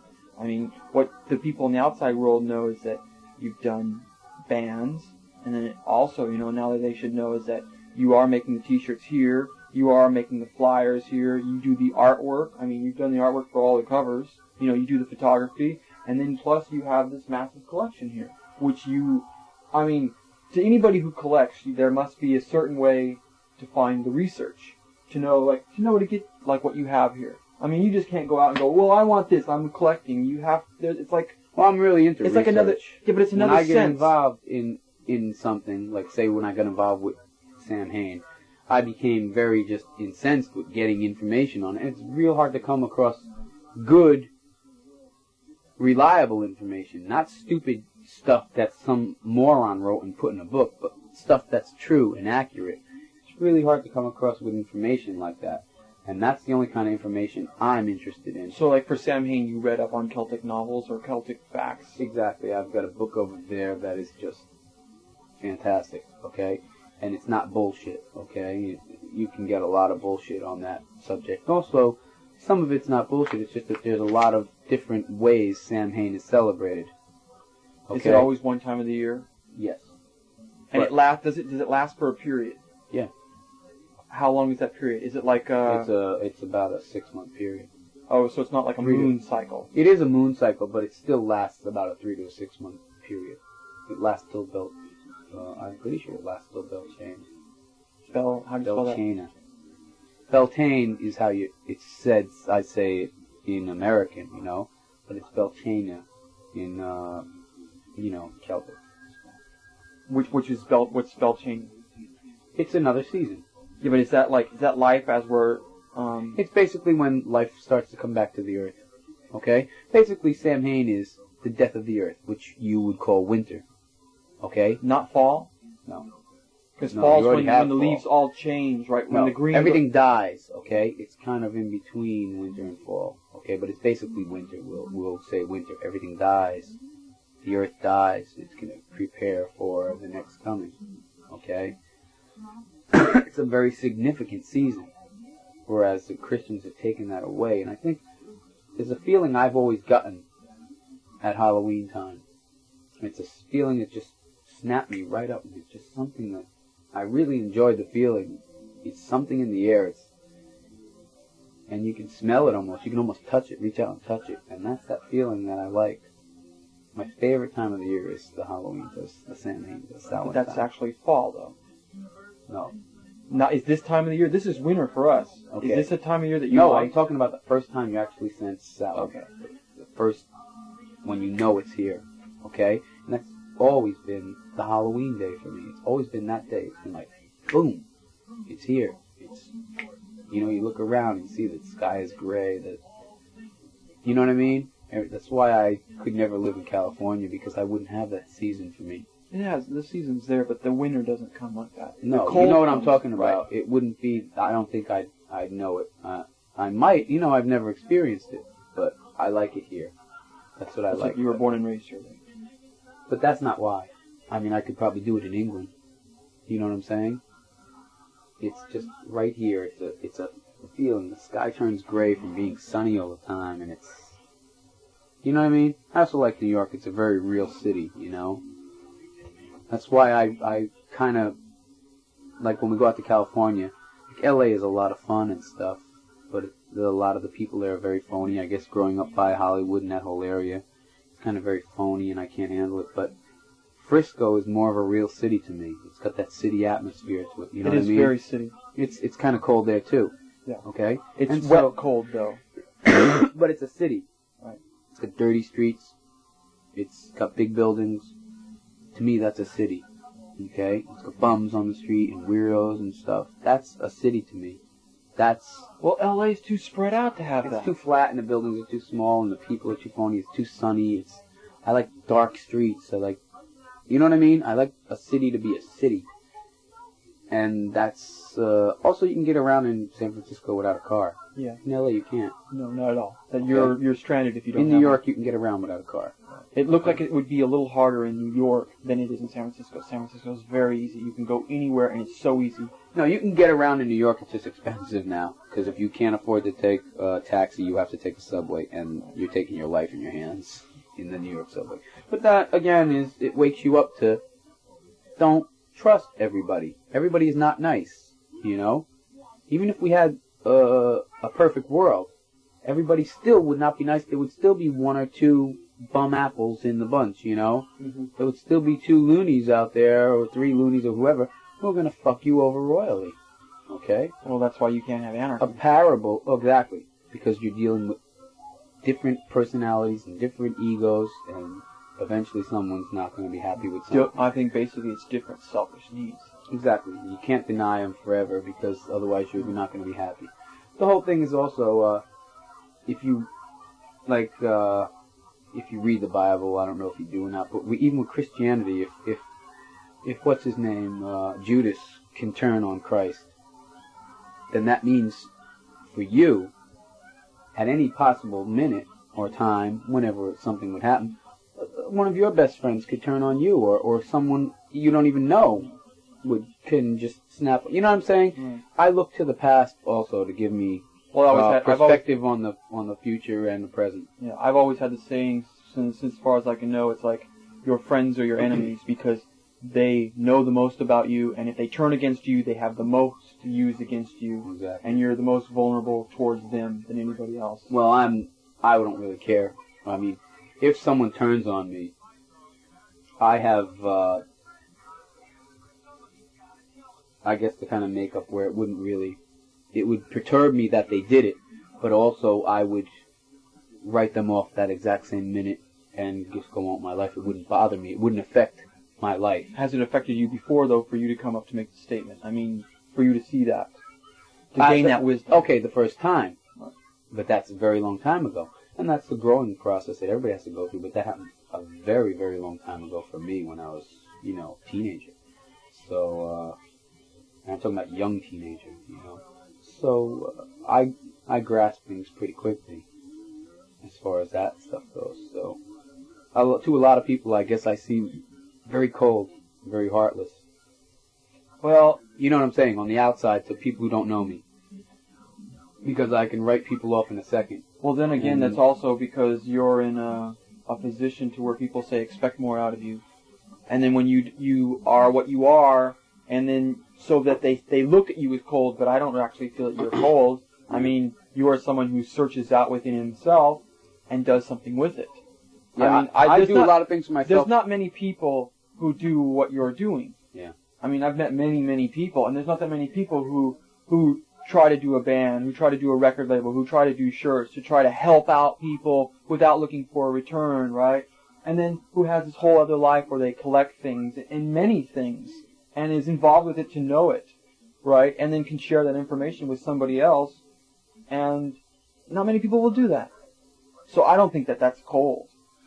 Well, that's what I'm saying. To people who don't know me, who don't know this other side, they would obviously think I'm cold. A lot of people who come to shows and expect to see, the demon wolf Glenn or whatever. You know what I'm talking about, that stupid bullshit.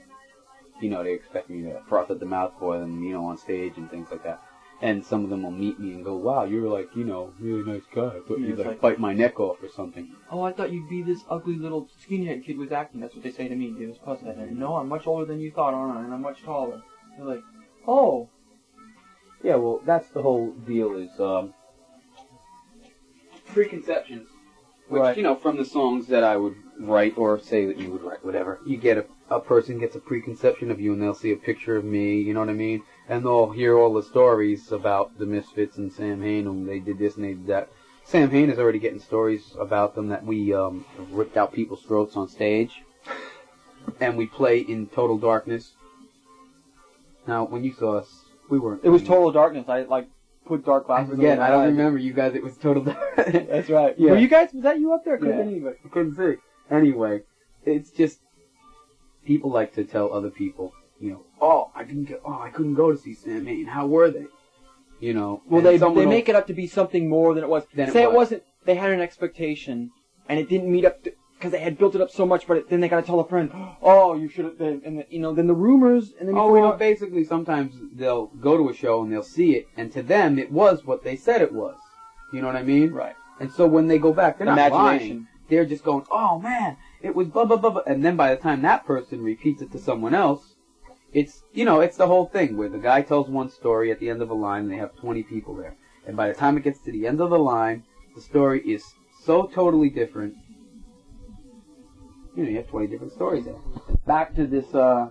Let's go back into this collecting thing and your horror roots. So, what got you in beside the what did we call it earlier? Spiritual. Yeah, I would call it a spiritualist type thing that I'm involved in reading. I like reading horror stuff, okay, which is a generic term, I know, okay, but let me, I like the Antichrist theme. I like the Omen books a real lot because that's something I believe in. So are you anti-religious then? Or do no, I'm probably more religious because I believe in the Antichrist. Well, then what about, are you anti-God, Christ? No. No, then you believe in God and Christ, yeah. Where that goes. But I also believe in Satan. To believe in God is to believe in Satan. Right. Because God created Satan. That's right. Also, I'd like to shed a little light on the Satan thing, as the Catholic Church seems to use Satan as the cause for every evil that's on this earth, okay? And that's not true. Satan was the most beloved of God. The most beloved angel of God. Satan was cast down from heaven for trying to usurp the power of God. Really, he just basically wanted to be as powerful as God he wanted to kind of take over a spot in heaven. Like Thor and Loki. Thor and Loki are brothers, though. Right. Okay. But this isn't brother. This is...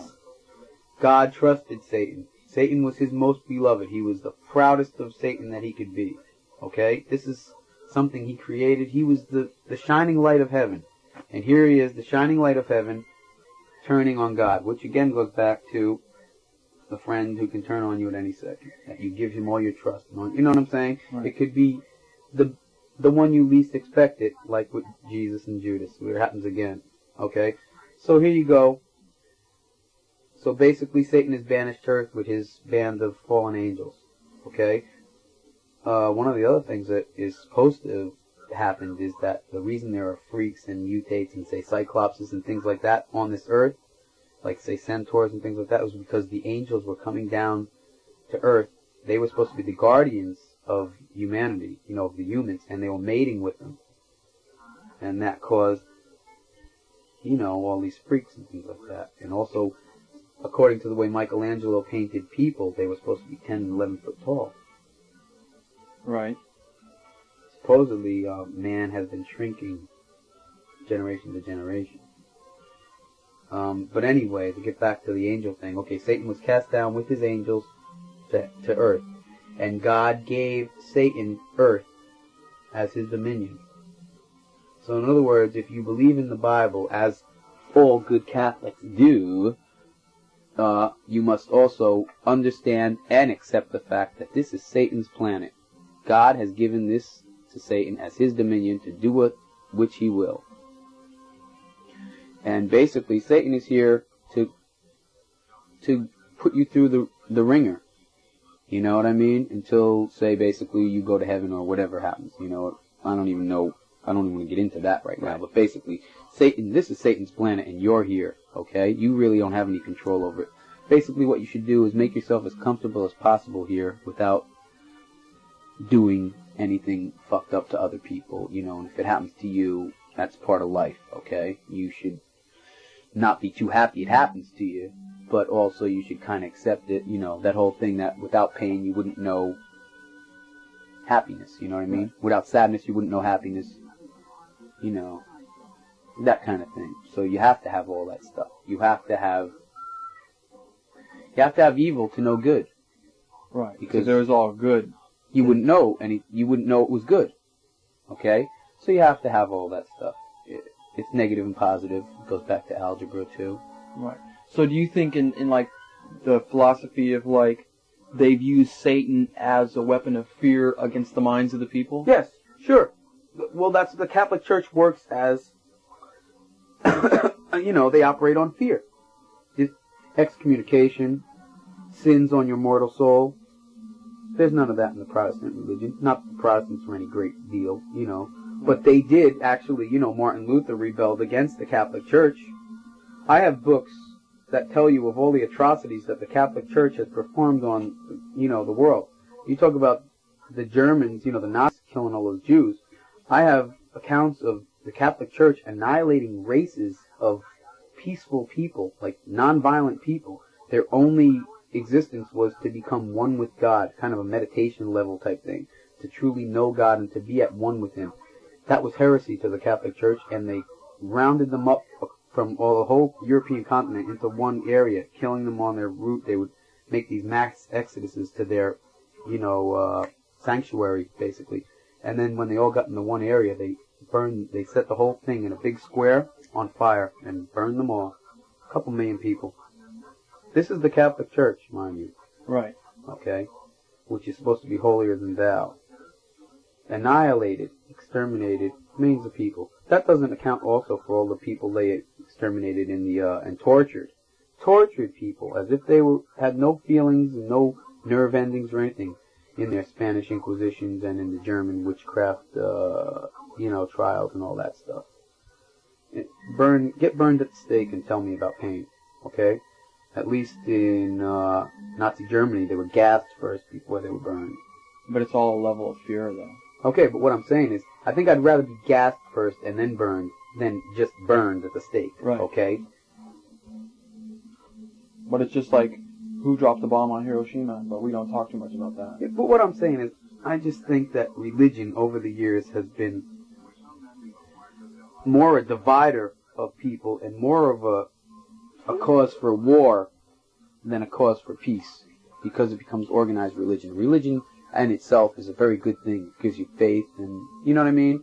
And if it's got some common sense to it, and if, the people who are teaching it teach you the right stuff, it's a very good thing.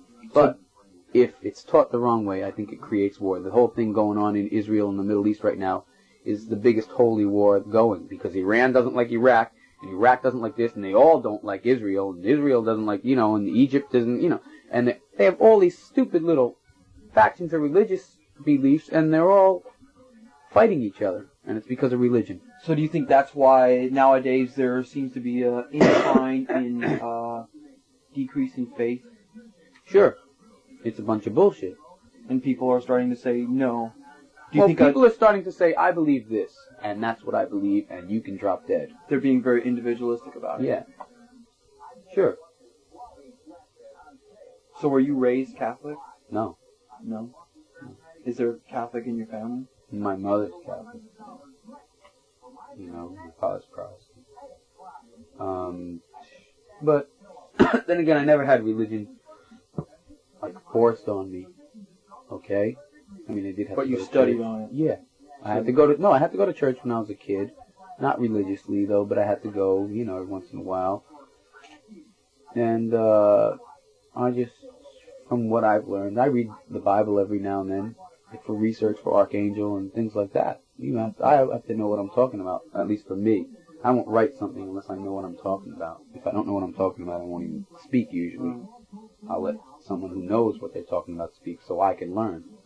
So do you also think that this decrease in faith has something to do with, like, say, the incline in what's known as stereotype horror in the world? Like, say, we are plagued with more gore shows. No, I think that's just increasing what people want to see and now are able to see with the increase in technology in movie making and in other stuff. They do seem to portray good versus evil, a lot of them. And that's just to rile people up and to hit at their basest emotions. Right, and the evil does Okay, seem you know what I'm to- saying? Right. Well, take for example, you have Nightmare on Elm Street, right? Which is actually Freddy Krueger coming back to get his revenge. But then the next one is called Freddy's Revenge, which is so stupid because the first one was about that. No, you gotta understand. The first one was ingenious and was intelligent, and it was basically an exploitation film, and it was a really good one. The second one was just okay, we had a hit with the first one. Everyone will come see the second one. Let's make a piece of shit and make it as cheap as possible. Hi. What are you doing, man?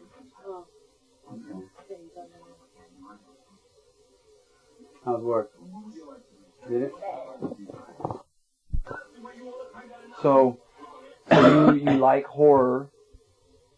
Do you like all horror, or just... No. I'm not picky about what I like. Yeah. Because it has to be good. It has to have some kind of reason for being that way. You know, it has to have a lot of realism to it. It has to have a reason behind it. You know? If it's just silliness slapped together like a lot of movies and stuff, then it's just stupid. What's your favorite stuff? Okay, well, there's stuff like that I like, which is like, say, the Gorgoro Girls, right? H.G. Lewis? Yeah, that's like pretty funny. But it should be taken as that. It's a romp through gore, you know what I mean? That's about it. But that was made It shouldn't be taken 66? seriously. No, that was made in 72, 73. Oh, it was later on? Yeah. The whole thing is that get all these women's groups doing this and that and blah, blah, blah. I mean, it's just, you know, if you want to read that stuff into it, fine, but you can read that stuff into anything, okay? So that's what I'm saying, if you're overly sensitive, you know what I mean? Because I could look at Friday the 13th. You know how all these people say, oh, it's an attack against women, it's a slasher movie, blah, blah, blah, all these women. More men get aced in Friday the 13th than women do, okay? And I could say that the way they kill that one guy in one of the Friday the 13th movies where the guy hacks him right down the middle, right in his genitals, I mean, that's an attack on my masculinity, and blah, blah, blah. I don't think that men are as sensitive about their masculinity as women are about their femininity or whatever, you know, about their role in society. Maybe because they're a little uptight about the way their role in society is, but that's their fault. It's not my fault. I'm not responsible for it. If they want something, they have to go out and get what they want. And if they're not getting it, they should fight for it. They shouldn't give in. You know what I mean? Right. It's not my responsibility to fight for them and to fight for things for them. They have to do it because I still have to do my life and I have to get my shit together too. And I have to fight for what I need, so they have to do the same deal. You know what I'm saying? Right. It's basically that's all the whole woman's thing. But anyway, that's what I'm saying with the horror movies. I think too many people read too many things into them when they're just entertainment. I could read into a war movie that they want me to go to war, and that this is an excuse to brainwash everybody to want to be into war and this and that. You know what I mean? Well, what about a film like Clockwork Orange?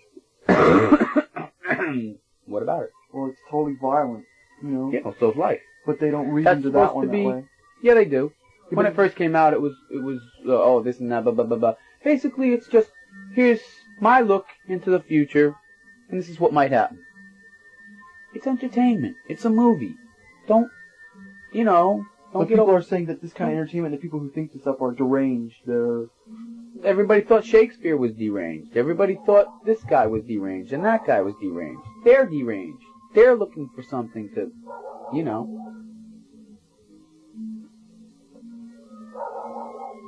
Wait a minute. Yo. Yeah. This turned out to be a good interview, Brian. Oh, good, thank you. So what's more of the shows? Huh? More of the shows that you like. Okay, I like The Hills Have Eyes.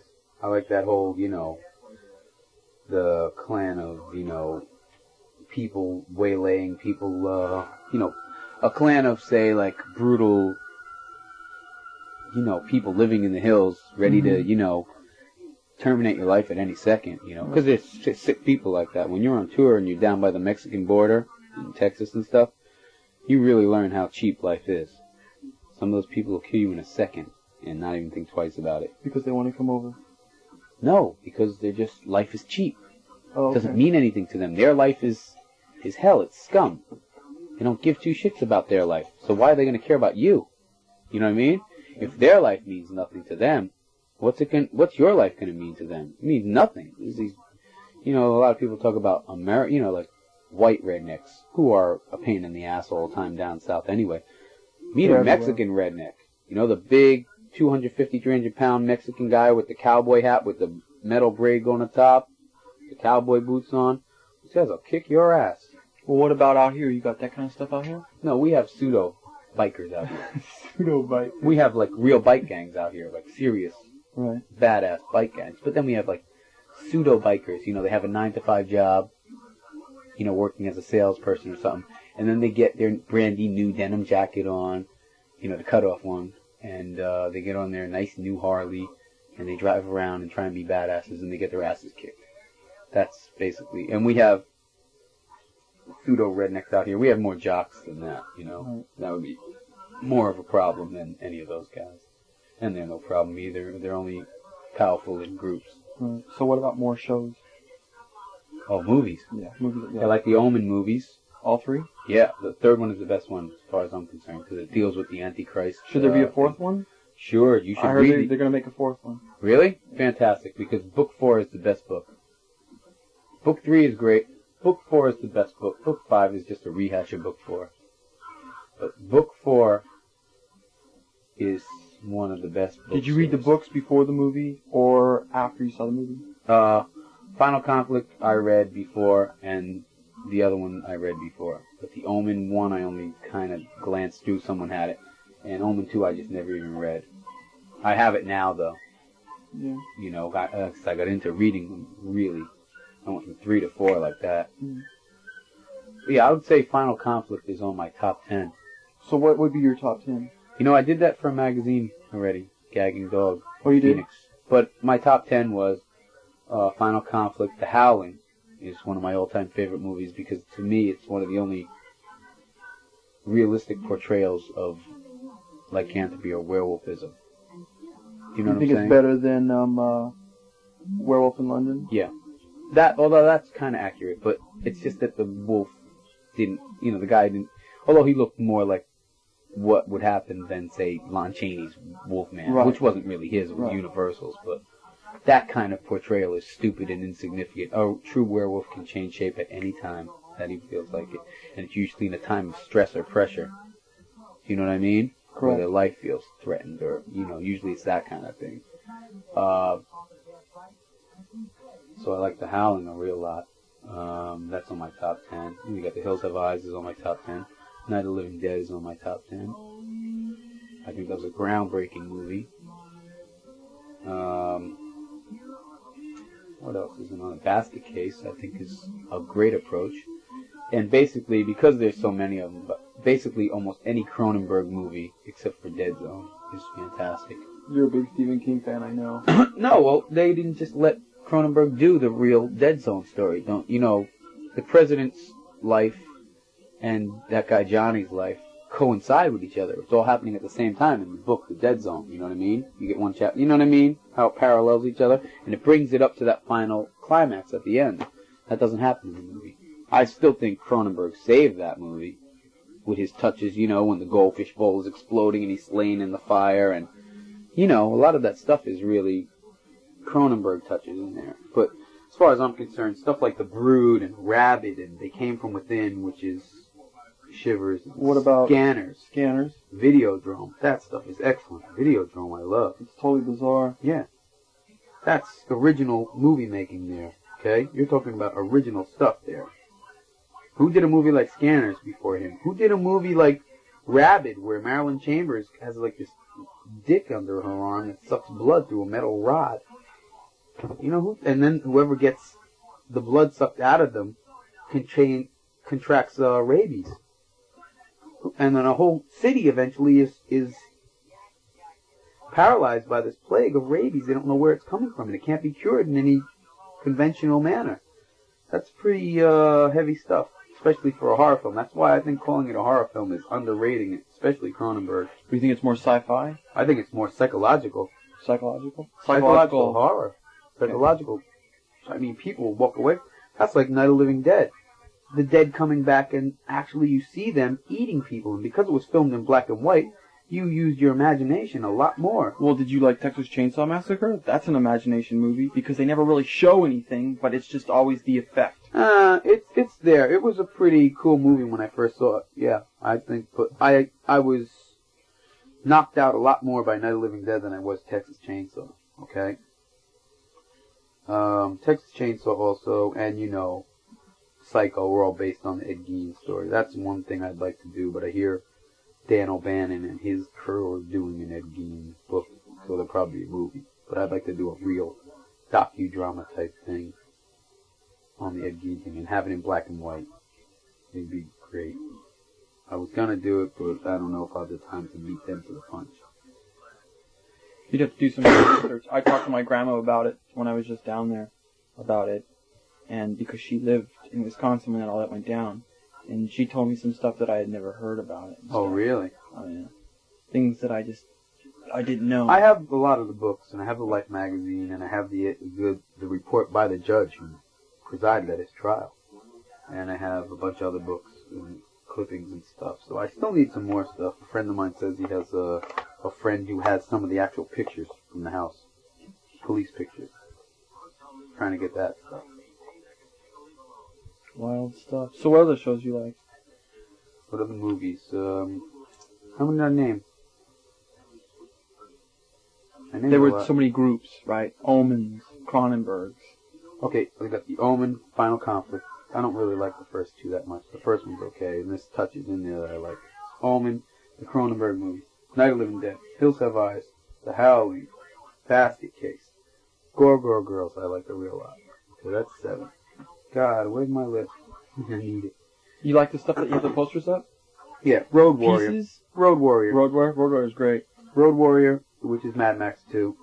He's at the top of that list, too. That's a groundbreaking movie. Halloween? Halloween 2. Not Halloween, Halloween 2. Now, Halloween 2, now that's one That's got the Samhain thing in it. The Samhain right, now, thing.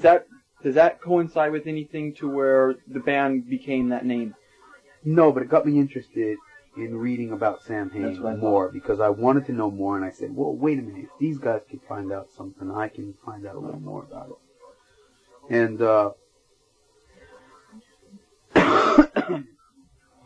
unfortunately, in Halloween 3, they tried to talk about, Samhain more, but they just blow it because it's not directed well. Well, the whole thing is different. The dialogue is stupid. It's not Carpenter. No, it's obviously not Carpenter. Even though he let them put his name on it, it's not Carpenter. It never will be. It's a shame because they could have really done something very good with Halloween 3 if they would have tried. I think the premise was a little bad, though, where this guy's going to put masks on little kids and annihilate them all. That's more of a demonic type of thing than a religious thing, which is what Samhain is. So, I don't know. So now you need one more. And, Plan 9 from Outer Space. No, that's not on my top list.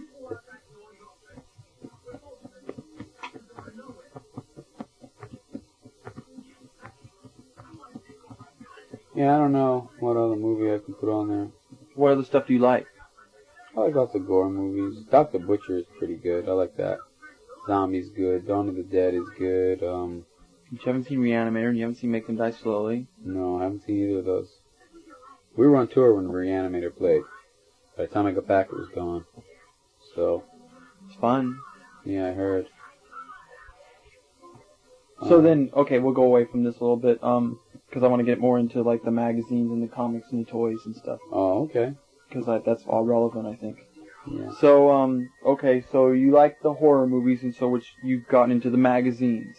And then you read also Well, actually, when I was a little kid, I went into the store, at lunchtime, to get a comic book or two.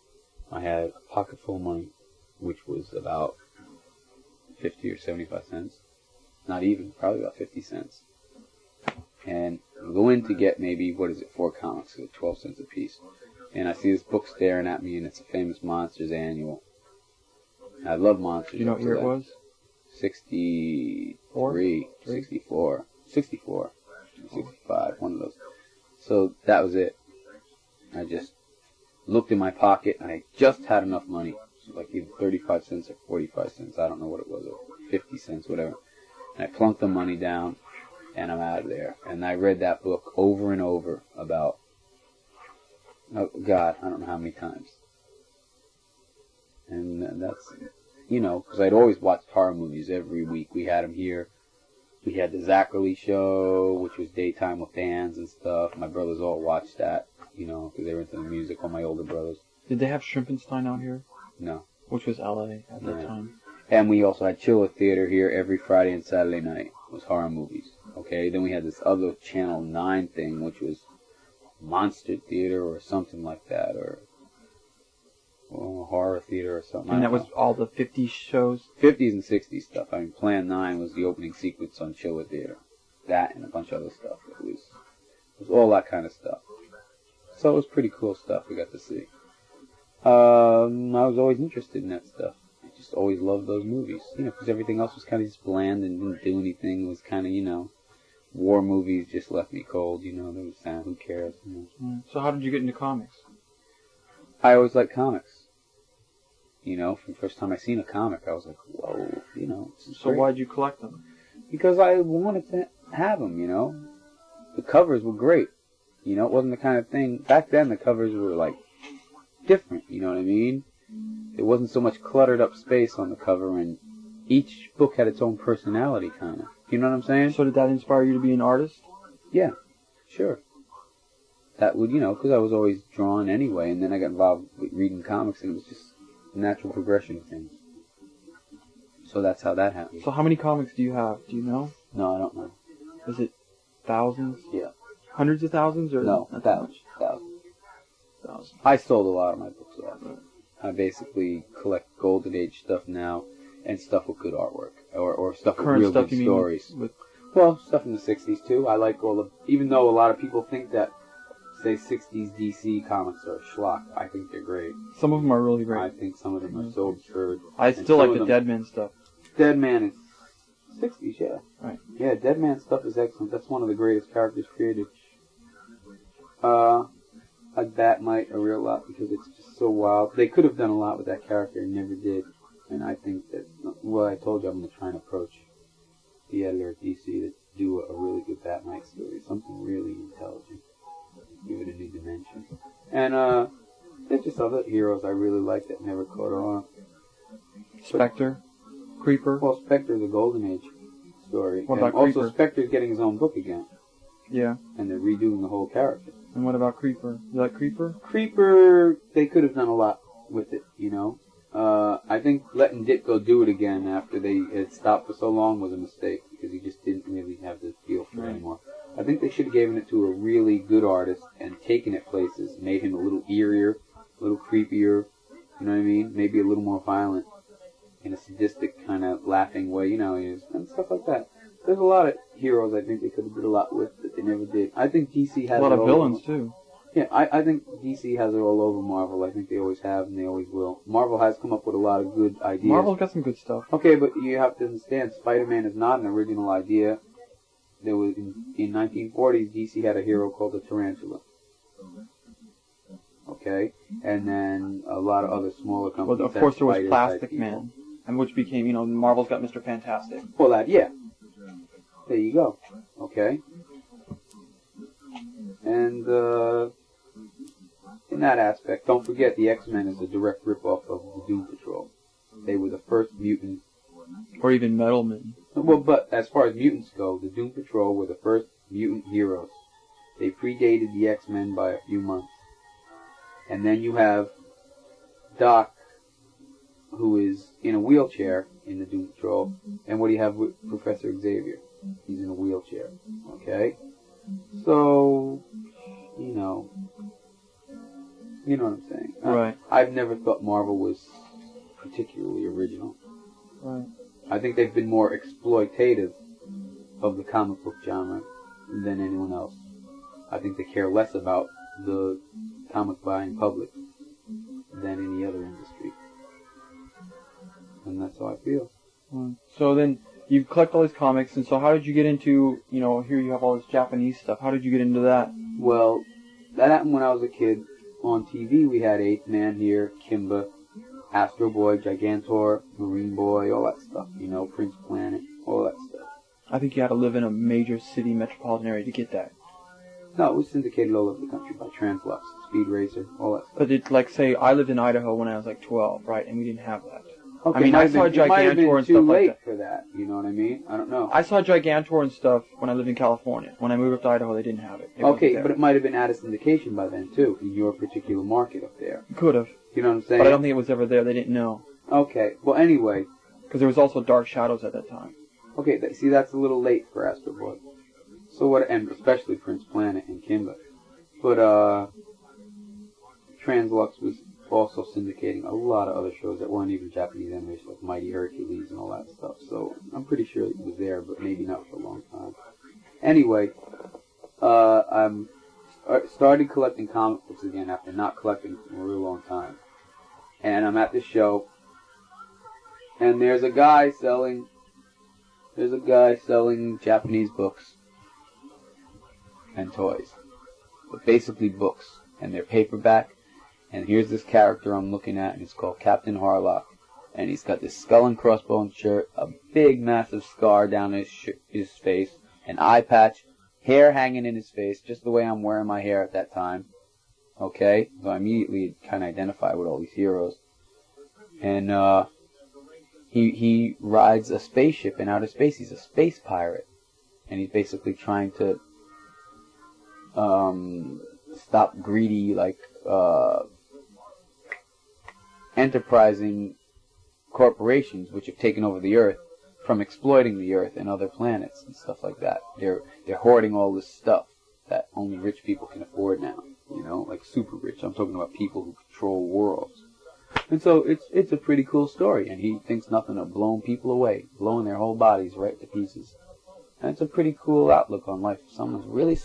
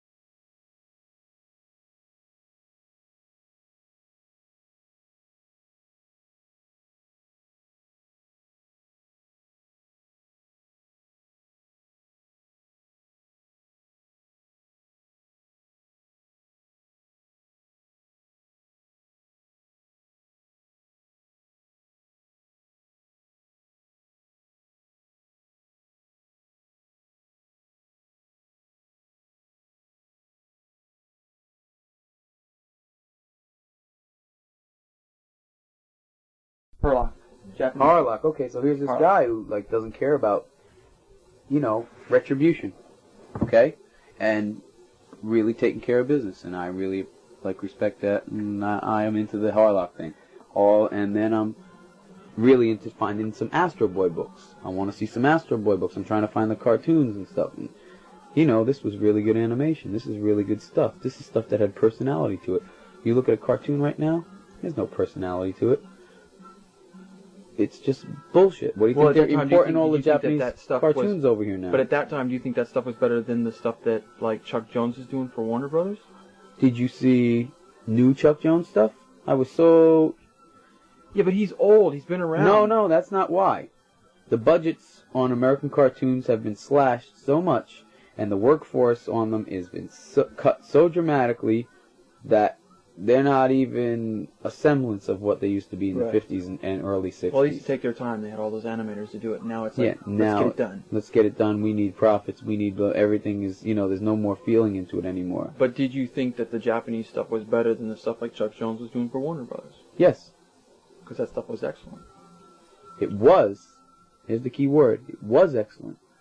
Whereas the Japanese even got better at animation, the Americans were getting worse. And all these stupid studios like Hanna-Barbera and something Freeling Studios, it wasn't Fritz Freeling, it was somebody else Freeling, and they were coming up with all these stupid, inane cartoons that didn't even mean anything. There was nothing going on there. Nothing at all. The characters were flat, one-dimensional pieces of turd. You know what I mean? Mm-hmm. It was ridiculous. So what did the Japanese have that... sense of honor, sense of pride, bravery was shown in every cartoon, a moral, okay? Human emotion, things that you could use in your daily life, you know what I mean?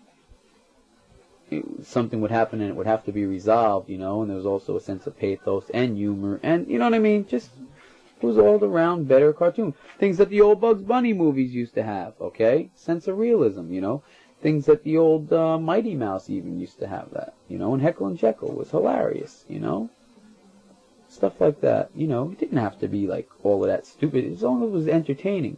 That was the problem. The American cartoons, even the Chuck Jones stuff, was just not entertaining anymore. Right. So that birthed what you have here, this giant collection. No, the toys, I just really got into the toys. But did it start with buying the stuff for It started buying with the books. And I said, oh wow, look at this. Here's a toy of such and such. I'm going to pick it up. And the Star Blazers toys, I picked some of those up, and then it just sprung from there. Why do you think it took so long for this stuff to come to the States to be popular? Because now it's the boom. I don't know, but it's made collecting for me a lot tougher. Right. But some of the stuff I have there, so what? A lot of people will never get their hands on some of that toys. What's the stuff that you really favor that you have? Old animation. What kind of characters? Cyborg 009, Astro Boy, Gigantor, Mazinger Z, Getter Robo G, Starzinger, which is Space Kateers in America. What else? Captain Harlock, Captain Future. Devilman is my favorite character. Okay, there you go. Again, that's all good versus evil. Now say something. We take something like Devilman, because before you related with Captain Harlock, that you related to it in the way you look. Is Devilman something the way, say, in a stage presence that you will come to look because he's black, he has a certain aura to him? Would you take that into a musical thing? I think Devilman is something I can relate to personally. The way he could actually rip somebody apart, I could do that. So do you think that you would relate that into songs, into the music that you do? Do I relate that into the music I do? No, I don't use Devilman as a basis to write songs. Well, because you just said that Devilman, you could relate to him because he could rip things apart, and earlier you said with the Misfits that a lot of your songs represented violence, and so that would be violence. Yeah. So do you think that that's something that you could bring into the new band that you have now? No, it's just something that I can relate to, okay? Because it's on a parallel to something I'm doing. I wouldn't necessarily say that influenced me. You know what I'm saying? Right. That's the thing you're trying to draw a conclusion to. What I'm saying is, it's something I can relate to, and something I can see, you know? It's something I can say, yeah, Devilman, that's cool. I like watching this. I like, you know, I wouldn't say everything about Devilman is what I'm about, but a lot of things are, you know what I mean? Well, that's good. And so now you've also got into wrestling, or you've been in wrestling just as long as... I've been into wrestling long because I was on a wrestling team in high school. Okay. So what do you think about the way wrestling is now? Of course, just like boxing and baseball and football, it's all fixed. Right. Maybe it's a little more entertaining here because it's more of a show, you know, as pro wrestling. Personally, I think Olympic wrestling is boring. I wouldn't want to watch that. Right. You know, that's real boring as hell. And I think you can get hurt a lot more easily doing pro wrestling than you can doing Olympic wrestling, you know. God, even down at wrestling rehearsals, you know, in school, a friend of mine just fell wrong on his arm in a hole and broke his arm in 3 places. A lot of those guys really do get hurt wrestling. I mean, seriously hurt. I don't care who you are. If someone jumps off the top pole onto you, even if it's supposed to be fake, you're going to get hurt.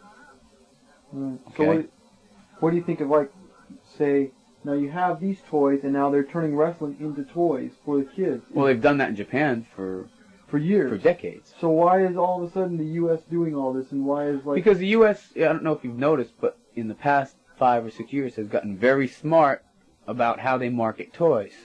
Right. You must use TV to market the toys if you want any significant kind of sales. Correct. Back on your investment. Well, that's where you get Masters Universe and Transformers. Okay, there you go. Success, G.I. Joe, that's the #1 Well, comic wrestling book. right now, they have wrestling is on 3 or 4 times a week on matches. Mm-hmm. Okay, and also they have the Hulk Hogan Rock and Wrestling thing. Cartoon. Plus, you also have WTBS Wrestling, and you have AWA here is on twice a week. Okay, so you're talking about a lot of wrestling. Okay, and also Hulk Hogan is the kid's hero right now. Right, but now I mean, you he's have like, toys, he's which like John Wayne or something, but I mean a little less patriotic or whatever. He's kind of brutal, but they haven't done this cool. kind of thing I think since it's the great. 60s, though. Well, I think it's good because I think you know, toy companies are out to make a buck just like any other business, and I'd rather see kids buying toys than drugs. You know, that's just my opinion. Basically, I think drugs are for jerks. I mean, I don't care. If someone wants to go out and kill themselves with drugs, fine, go do it, you know. But I think, you know, toys are happening. You know, if you want to get them, get them. You don't, you don't. What do you say when people, the big question, right, is like, aren't you a little too old for this? I don't think in terms of age. If I want to buy something, I don't care what someone says to me. I'm buying it for me, not for them. You know? If I cared what they, you know, thought about, I would say to them before I bought it, you think I should buy this? And in that case, I'd be a moron. Right. I don't care about other people. Well, then that's insecurity. Yeah. Because you don't know what to do with yourself, so you have to ask somebody else. That's what I mean. I don't care about other people. Basically, I give 2 shits about people. I'd just as soon kill the whole human race right now than you know what I mean? Because I have no great love for humanity. Especially now, it just grows worse and worse every day. The more and more things I see humanity do, it's like if someone said, here's the button, this will blow up the whole world. I would press it right now. That'd be it. Well, that's what basically most people are doing now. They're all fighting and bickering. No, but they're doing it in a stupid way. I'm talking about nobody would survive. Right. Okay? I'm not saying, okay, you'll survive and you'll have your little blah, blah, blah, and everybody else will blah. I'm saying everybody be dead. Everybody. I don't think this whole planet deserves to live. I think it's all scum. If you want to really get down to it, you know? Like, I think everybody should live whatever they want, kind of life they want and everything. But if somebody said to me, Glenn, you can end the whole world right now. Here's your chance to do it. Or if someone gave me a means to do it, I would do it. Now, you think that would be a better solution to do than trying to work out? Doesn't matter whether it is. It's not going to work out. How many years has this planet been around? How you know how many wars have there been? And how? It's not so much the wars either. It's like just assholes. People are just they've been given a brain. They've been given a body. Okay. I mean, there's a lot of intelligent people around. Okay, and they're not using their brains. And also, not everybody is given a perfect body to use. And here's all these people given a perfect body, and here's somebody crippled, or in a wheelchair, or missing an arm, or a leg, born fucked up, all messed up. And here's these other people complaining about their lives. Oh, I'm not doing. Shut the fuck up, They're also the ones who don't want the crippled people or whatever not to be around. Well, because it makes them have to think about how much they have, really. And they don't want to do that. I never get bummed out about anything. I mean, anything at all. Because I just look at myself and I say, look at how lucky, look at how well off you are. You could be this, or this could happen, you know what I mean? As bad as something is that it happens to you, it could always be worse. Always. Right. It can always be worse. So with that idea in mind, is all the toys and the comics and the stuff, is that like an escape from humanity for you? Maybe not so much an escape, but I have my own world, okay? That might be an escape from humanity, my own world, okay? But I like having my own world, and I only let the people I like into my world, okay? And that's it. And when you get a Samhain record, there's a view of my world, okay? The way I see the world and what my solution might be, or things like, it's not necessarily that way, but you can see that in there. And I think that it's great having your own world. Like I said, I don't really like that. I'd love to have my own world where assholes couldn't come into it. Now, what would happen if, say, something happened and all this was destroyed? Would you build it again? Sure. Do you think it would be as much fun as... Sure. So it would be something like because it'd probably be even more fun because I wouldn't have anything. The point that I'm trying to get across is because it's your own world, if the world can't be was destroyed. Right, it wouldn't be destroyed in your head. It would just be destroyed physically. Yeah. And you could go on and start it again. Yeah, no problem. Would you, let's see. That's life. You know what I mean? Nothing's forever. And you can't count on anything. Because everything's up for grabs in this world. In any world, really. I can't see it any other way. Everything could be destroyed at a minute's notice, second's notice. You know what I mean? Nothing is here forever. It's just here, and enjoy it while it's here, because it can be gone tomorrow. And that's the way your life is, and that's the way your health is, and things like that. So that's why I think a lot of people dwell on the negative too much. Of course there's negative, but you can work off negative. I work off the negative better than positive. Positive is easy to work off. Anybody can work off a positive. Well, I think people which is happiness destroy and stuff themselves like that. with negative. They think and they build something up a little Exactly. far. They get so bummed out or scared of what the negative is that they don't deal with it. And you have to deal with everything. So do you think that you're a positive person in what you do? Sure. Now, do you spread that positiveness towards other people, or, to people that could become close to you, let's say? You don't go out on the corner and go, listen, here's my positive world. I don't care about other people. I don't spread my philosophy to anybody. If they want to know about it, if they're friends or whatever and they're asking me this or that, I'll say, this is my opinion. You do what you want, but this is how I approach that certain problem or subject or situation or whatever, and I have success with it. Okay? Basically, it's just common sense, It's nothing. It's no big deal. It's just common sense, which most people do not have because they don't use their intelligence. They don't try to cultivate it. It's much easier being stupid in this world than being smart. Because if you're smart, there's a certain amount of responsibility that you have that goes along with being that smart. Because you're intelligent and you can't act like an asshole or a dumb person. And then you can't go, oh, I didn't know. I'm sorry. Gee, I didn't mean to do that. That's a dumb person's typical excuse. Do you think that's why there's always a risingly increase in drugs? That's why drugs are always on the rise. They're always increasing. Why? I don't know how that ties into this. Well, you're saying because it's like drugs seems always to be an escape away from responsibility. I don't know if drugs are an escape from responsibility. I think drugs are like a lot of people are bored with life, and there's not really much to do. You know what I mean? Well, how do you become bored with life? Let's see. Okay, maybe a kid can't get a girlfriend. Or a kid can't get this or that, or he sees all his friends doing this and that, and he's left around just, you know what I mean? Just on his own. He's nothing to do.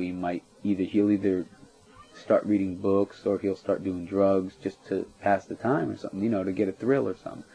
A lot of people get involved with drugs by peer pressure. A lot of people get involved with drugs by just sheer boredom.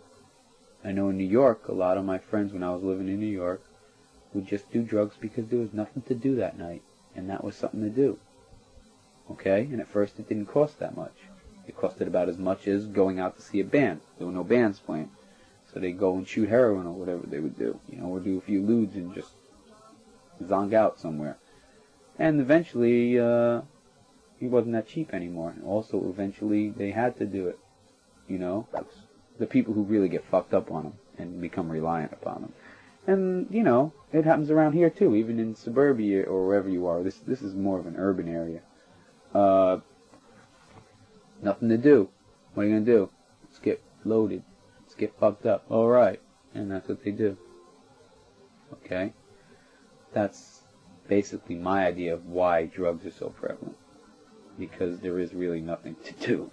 I mean, it's, you know what I mean? Go to any, like, big heavy metal show, most, like, I'm talking about, like, Ozzy, say. I'm not talking about the new speed metal. So put any of those shows, right? And most of those people are so fucked up, they don't even know what they're singing. You know what I'm saying? Like, or a Journey show or something like that. Those people are so low. Well, it's like a party. Exactly. I don't like parties, okay? If it's a bunch of people... Well, what you have here doesn't seem like you're a partying person. Yeah. I mean, if it's people together at your place who you like and you enjoy their company, that's not really a party. That's a get-together of your friends, you know? It's just ridiculous. I don't know. I don't like parties. I don't like just to mingle with people. That's why the Misfits were never ones to, like, be seen at the right place at the right time with the right people, that kind of party type shit. You know, like record company parties we'd always be invited to and bullshit like that. I wasn't into that. Like the scene makers. Let other people do that. I don't know. We still get invites for all of that stupid shit. And it's like, I don't care. I don't want to, you know what I mean? I'm not your Mr. Scenester. And if that means we don't get as much press or we don't get this or that, that's fine. Because I don't kiss somebody's ass or something. It doesn't matter to me. You know, the press never mattered to me. It never will. You know. That's interesting. So, with your fascination with what you have here, and with the other fascination which you have, which is music and that part, will you combine the two and say Samhain toys? Do you think of that? No, never. Not something that you would want to do? It just never crossed my mind. Well, you have these little clay sculptures here, you know, I'm surprised. Yeah, but they're not us. That's you. No, that's just it's a piece of artwork or But that's something that came out of your imagination. Yeah, but what I'm saying is, you're talking about marketing a toy that looked like us, right? No. Like if you did the Samhain skull. Oh yeah, I want to market the Samhain skull. Right. Oh, that's a toy. No, it's not a toy, really. Well, what? Well, it's going to be, basically, we're going to have them available if I can do it, like in rubber. And, I don't know. Well, you made the skulls on Jerry's guitars, right? No, Jerry, what happened was a guy in L.A. showed up at one of the shows and presented Jerry with the mold to make the skull. And then Jerry did it from there. Would you want to do the same thing for the Samhain skull? That kind of thing? I want to make a mold. I want to bring. What I have to do is when I have the time, I have to make a sculpture of it in clay, right, and bring it to this place in New York and have them make the mold for it, and then I can kick out rubber ones that we'll sell at shows for whatever they want. What? For whatever the kids want. You don't have any purpose. It's just an image. It's if I was into my band, I'd want to have one. Yeah. I know I'll probably have some around the room. I think it's a pretty cool looking skull. Mm. Well, that's why I asked. You know, if you have the toys. Yeah, okay, it won't be so much of a toy as it'll be like a little fixture around your room or something, you know? It's a kind of a... Well, what do you call a shrunken head that you buy at Disneyland that's rubber with the hair? That's a toy. I don't know so much if it's a toy. To me, a toy is like a thing you can play with, you know? Did you play with these? I used to, yeah. Me and my nephews, we used to have battles with them. But they now... shoot off, we'd knock them over. No, now they're too expensive to play with. They're still toys, you know what I'm saying? Whereas a shrunken head, you really don't play with. It's an accessory for your room, you know what I mean? That's the kind of thing. It's like a souvenir or something. I'm not saying you make Samhain. That's what I would say. Here's Eerie, here's Glenn. That's what I thought you meant. Yeah, like the Kiss dolls or something. No. No. I think it would be funny. But the thing I'm saying is that those skulls would be kind of like a souvenir. Well, I'm trying to get it. This is, remember we went and seen Samhain. Here's the, and they got the rubber skull. Well, I'm trying to get to the same thing as like you don't make the shirts to be rock stars because someone wants a shirt. So if you have a Samhain skull, I'm just calling it a toy, something that they would want to have. Like, look, it'd be a collector's piece. Yeah, sure, it'd be a collector's piece. Something that they got directly from you as Plan 9. Yeah, or from us at a show or something, a remembrance of. You know what I mean? Right. It'd be something more. See, to me, these things are more than toys. They're. You know what I mean? Right. Something more than that. And that's what that skull would be, the rubber one, if we make it. So also, what you want to do is make Samhain and Misfits skateboards, right? Yeah, I want to do that. Now, how many do you want to do? Do you want to do a whole company? Well, it's going to be 2 Samhain boards and 2 different Samhain boards and 2 different Misfit boards. Right. So, basically, the reason we're doing it is because we have a big call to do it. Big call? A big call to do it. A lot of kids have been asking about them, and it's the same thing with the videos. We've really had a lot of people want Misfit skateboards and the Samhain skateboards, and they also want Misfit and Samhain videos, and so we're going to try and, accommodate them. It's very expensive to do. Right. Especially the skateboards. The video thing we can get happening pretty quick, but the skateboard thing seems more expensive than the video thing. Could be. No, it is. Now, would you also coincide that if you made a board, would you have a shirt to go along with that? Or would it be a shirt design already? Or would you make new designs for the boards?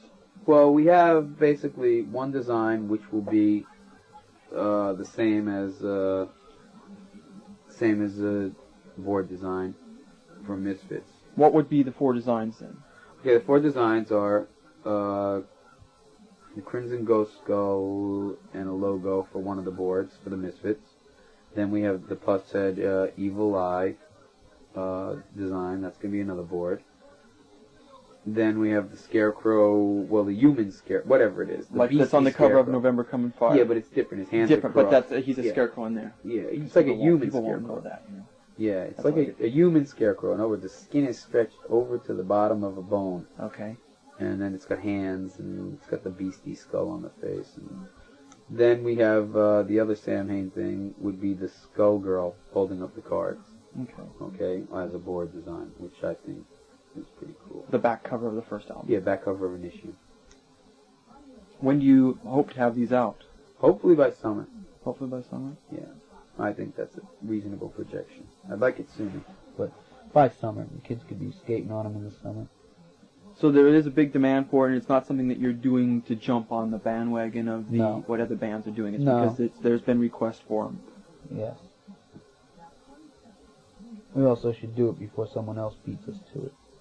He rips you off? Yes. But they must ask you so you have rights. Is anything... that's never been a... Is anything Samhain, Misfits, Plan 9, is it any of it copyrighted, trademarked? Yeah. It is? Well, then if anybody touches that stuff, then they have to pay you anyway. Because if you then it gets back to that thing you were talking about. You have to go to court. Right. And that's expensive. And by that time, the people have either flown somewhere or gone somewhere, or you can't find them. And you know what I mean? It's pretty easy, if you want, to get lost in America. A lot of these people have fake IDs, too. You know, it's really tough. Right. So... You know how that is.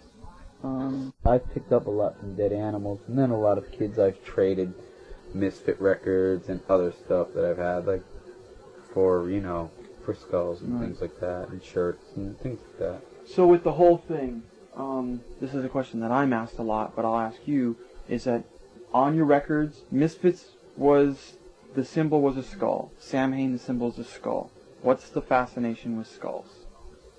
As to Glenn Danzig. I just think they look cool. Okay. But is it? People say to me, "Well, it's a death symbol. Do you believe in death?" I believe in death. Death is part of life. Without death, there is no life. Right. Again, without pain. Are you afraid of death? No, I'm actually kind of looking forward to it. Yeah. Well, it's not one of those things where you'll take it now. You'll wait till the time comes. Yeah, sure. Okay. I mean, I don't see anything wrong with suicide, though. I don't think suicide should be illegal. I think if someone wants to kill themselves, if someone really hates life that much that they want to end it all, I think they should be But what allowed about the to. people that are irrational at the time and they really don't know because they just broke up with a girlfriend? That's their problem. That's another thing I don't believe in. I don't think everyone should be a protector of someone else. Everyone has a responsibility to themselves, and that's about it. You can be nice to other people and stuff, but you can't control someone else's life. That's a form of fascism. That's being God. That's right. You're Is not God fascism? I don't know. I don't know what rules but we that- have about God. But that's the God religion. is not a man. Okay? Not a man nor a woman. Right. He's But a the- power, an entity unto himself, and also has laws unto himself. You're talking about man over man, and that's imposing your will upon someone else. Yes or no? That's correct. Okay. That's the whole deal. You cannot tell somebody, don't do that, without being their little dictator to them. But isn't that what religion is doing? Yeah, well, I said that it was, no, not religion. The people in control of organized religion are doing that. Okay. If you read into the Bible and stuff like that, nowhere in there does it say, you have to pay me such and such amount of money so that we can continue to do this. And wait a minute, let's have a pope, and let's have this and that. So Nowhere in the Bible. Is organized religion a Yes, form it's of evil. fascism? Organized religion is probably more dedicated to Satanism than Satanists are. Well, that's tough. Yeah, because they're perpetuating the myth as Satan as this and that. They're dividing more people than they're bringing together. If that's not evil, I don't know what is. Okay? So basically right now, if you believe in Satan, he doesn't really have to do a goddamn thing. Right.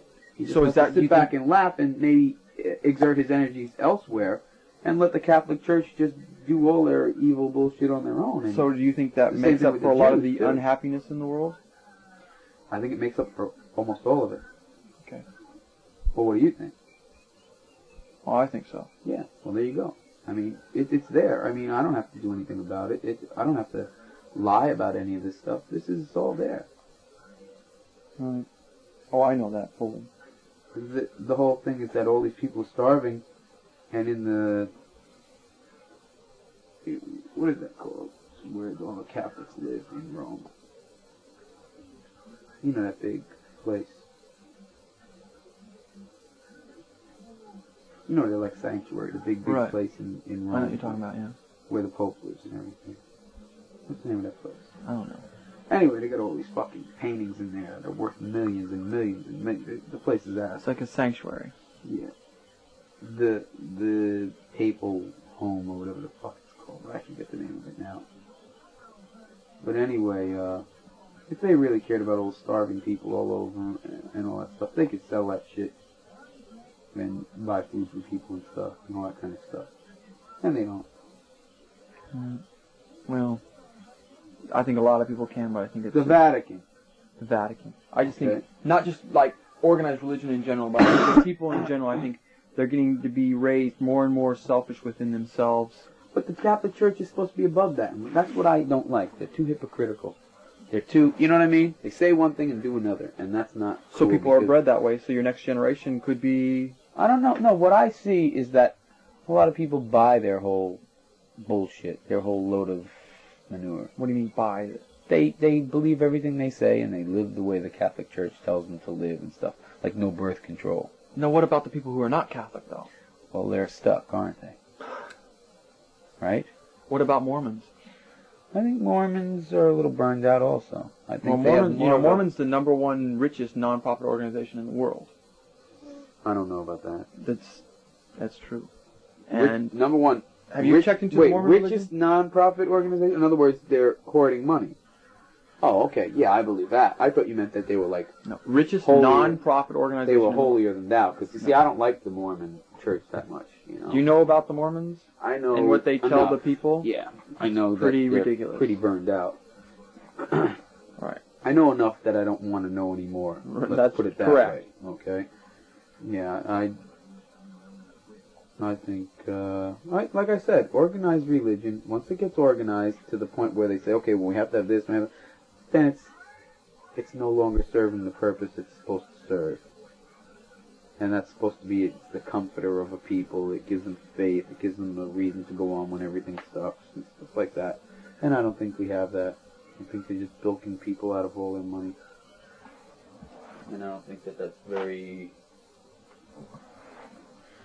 conducive to the end result that they're supposed to be getting.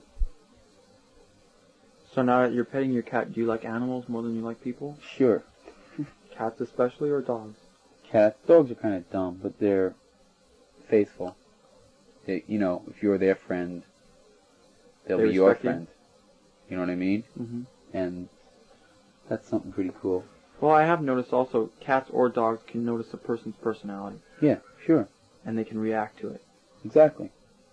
And sometimes you can study people. But I study animals a real lot, like cats and dogs and what other birds, animals. fish? Yeah, everything.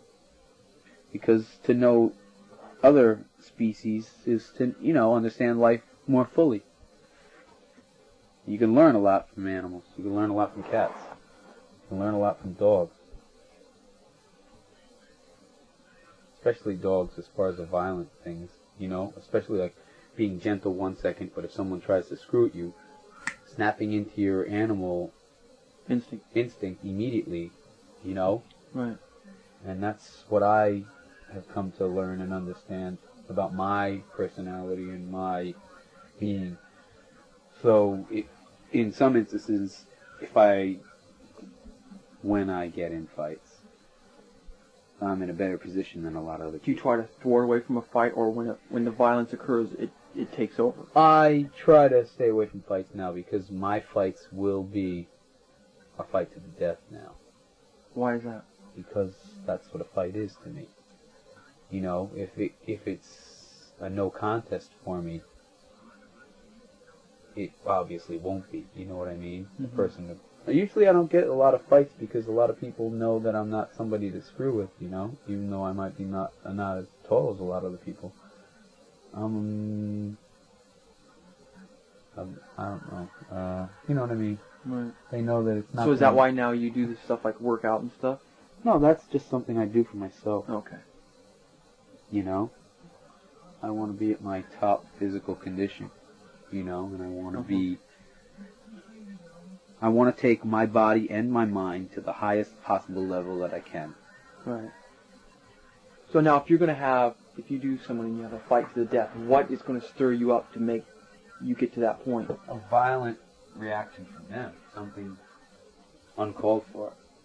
Not stupidity. No, not stupidity. But if I feel my life is on the line. Something like someone's drawn a weapon on you? That, obviously. No, but if it was a fight where... Well, I mean someone's defenseless, right, and it's just like what you have, you know, barehanded and everything. What's going to draw the violence to get to where it's a fight to the death? How violent their fighting is. Okay? Are they going to have to strike first?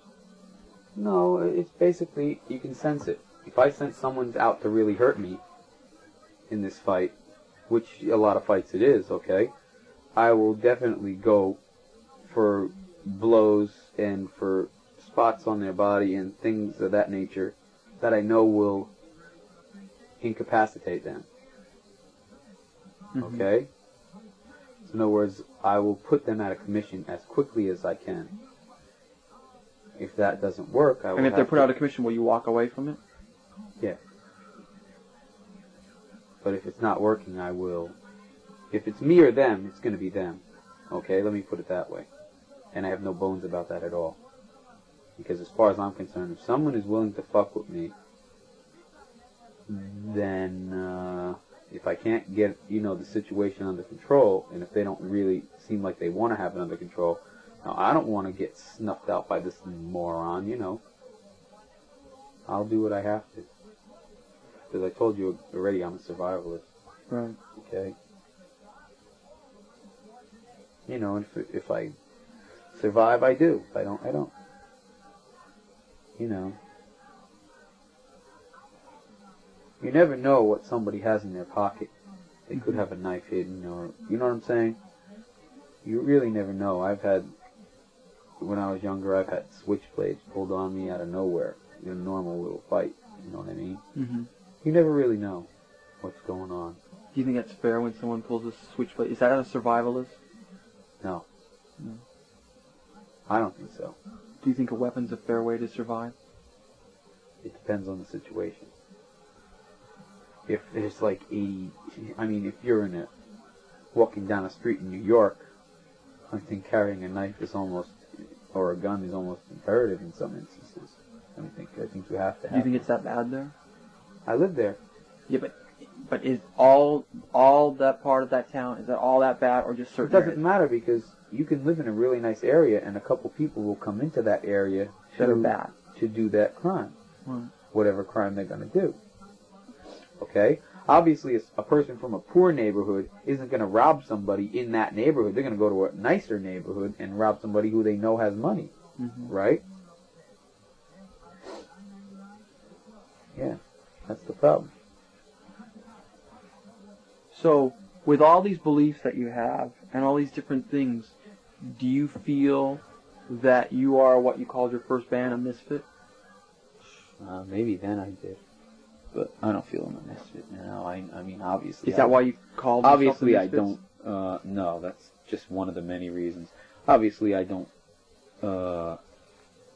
relate to a lot of what's going on in the world. But Is that because you don't want to, or you don't? I don't. And I don't relate to it, and I don't want to relate to it either. Anyone who would want to, you know, in my opinion, is really fucked up. You know. I mean, it seems in this country at least, and in a lot of other countries too, it seems that, okay, say in America, with each president, they get worse and worse. You know what I mean? And how everyone's saying, oh, how could anyone have been worse than Nixon? And we got Carter. How could anyone be worse than Carter? And then we got Reagan. And you're saying, how could anyone be worse than Reagan? And we're going to get some other stupid moron who's going to be even worse than Reagan. And everybody's going to be, oh, God, why can't we have Reagan back, you know? Because what we have right now is just a joke. And I don't think anybody really pays attention. What happens They now just is look at what they everybody wanna in see. America, you know, the 9-to-5ers, the consensus of America is just so apathetic now to politics. They just don't even care anymore. Mm-hmm. I mean, look at the voter turnout is less and less every year. Because everyone's starting to realize it really doesn't matter who they vote for. Nothing is going to get solved and nothing's going to change. It doesn't really even give two shits who they vote for, because they know it's not even going to make a goddamn difference in what goes on in world affairs. And even country affairs that they are supposed to have a say in. You're voting for somebody, and that doesn't mean they're going to do what you want to do. Even when you vote for somebody in your state, for mayor and stuff like that, that doesn't even guarantee you what you're going to want is done. Because everybody's so vague about the issues these days, they don't say what they really stand for, and they don't say what they're going to really do.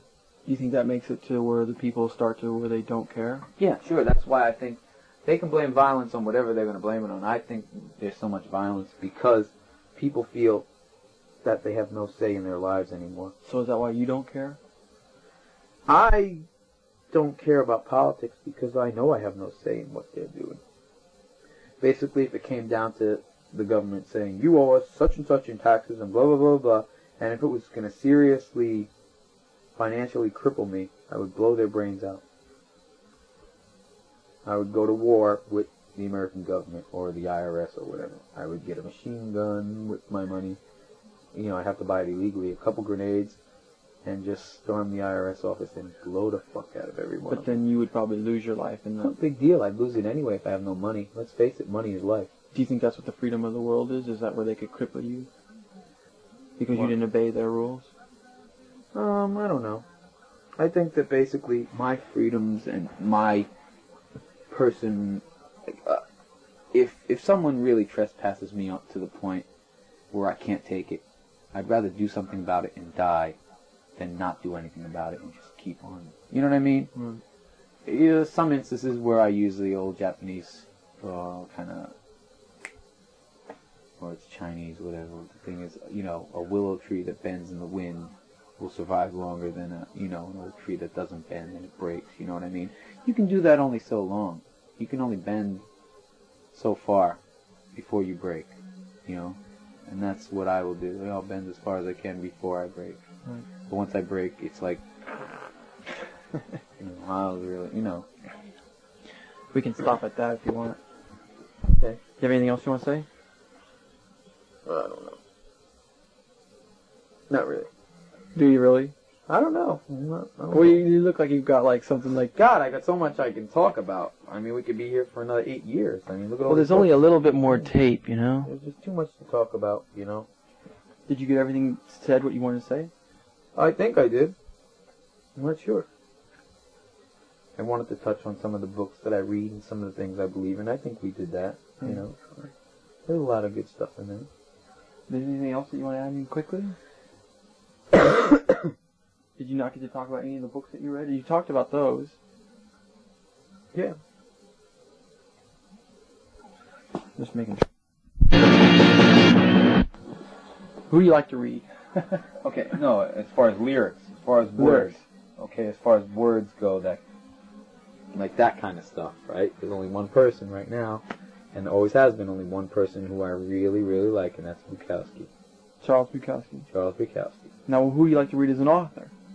As an author, then again, it's weird, you know, it's other stuff, you know, the Omen books, things like that again. You like werewolf Lovecraft? books, true accounts of strange phenomena. Do you like Okay. Lovecraft? Lovecraft's okay. I think he's not a great author, but he sets a good mood for his stories. He doesn't follow up after that, but he does set a very good mood for his stories. You know what I mean? Mm-hmm. I think he dwells on a lot. I've read some really good Lovecraft stuff, though. But there's one person who you're going to think I'm crazy, whose stories I like, but, you know, his supernatural stories is Rudyard Kipling. Why would I say you're crazy? Because it sounds like, you know, Rudyard Kipling. He's Rudyard Kipling did more stuff than the Jungle Book. Come on. Yeah, right. He did a lot of weird supernatural stories. Some of them are really wild. They're pretty. He drew too, cool. you knew that? I've never seen his drawings, but it's pretty good stuff. I got books with his drawings in it. There's a lot of good authors, okay? There's just tons of them. I like, basically, I'll have to tell you the truth, I like short stories a lot better than I like long stories. You know, unless it's something I really get engrossed in, like the Omen books and things like that, or the Howling books. Right. Unless it's something like that, I'm not interested. You know, I like short stories, like 20-page stories are excellent. I like those a real lot. Okay, and so who are your favorite artists, and if we have who are your favorite writers? Okay, who are my favorite artists? Oh, okay. I have a lot of favorite artists. Go down kind of quick. Okay, Virgil Finlay, Stephen Fabian, Frank Frazetta's the top. Okay. God, I like some Kaluta stuff. I like Tezuka from Japan. I like Go Nagai, the guy who does Devilman and stuff, and all that kind of stuff. Let's see, who else? God, this is Ghastly, Graham Ingalls. The EC artist? The EC artist, yeah. You like Jack Davis? Not really, not that much. I mean, he's okay. Wood? No, let's see, oh God, Dave Stevens, but he's kind of Frazetta influenced, but I still like him a real lot. I like Matt Baker art a real lot. Good girl art, Matt Baker. I like this guy called Gene Bilbrew. His artist name is Eneg. He did Girl Bondage comics. There's a lot of good artists around, you know. There's so many. I like Michael Golden. Golden? God, let me put this up real quick and I'll tell you who I like. Down there. Michael Gilbert. Michael Gilbert. I like Mr. Monster. Mr. Monster. Is that about your favorite comic right now? Yes, it is. That and Devilman. Mr. Monster Kevin and O'Neill Devilman. is good. Brian Boland. O'Neill, Boland. Okay. There's just so many of them. There's tons of them. God. Who else? I know I'm leaving out somebody. Right. We'll leave that as a comprehensive. You like Jack Kirby? No. No? I mean, it's good, but I just don't, you know, go crazy on him. I don't like, you know, blah, blah, blah, blah, blah, blah. Like that. Ordway. Toddlebin. Toddlebin. You like Ordway too, right? Ordway is just, you know, he's just an all-around good artist. Okay. We'll put Ordway just all around good artist. Yeah. That's all? Oh, fuck, I just remembered I got the new pen for it. Okay, I'm gonna shut this off. Cool. Done.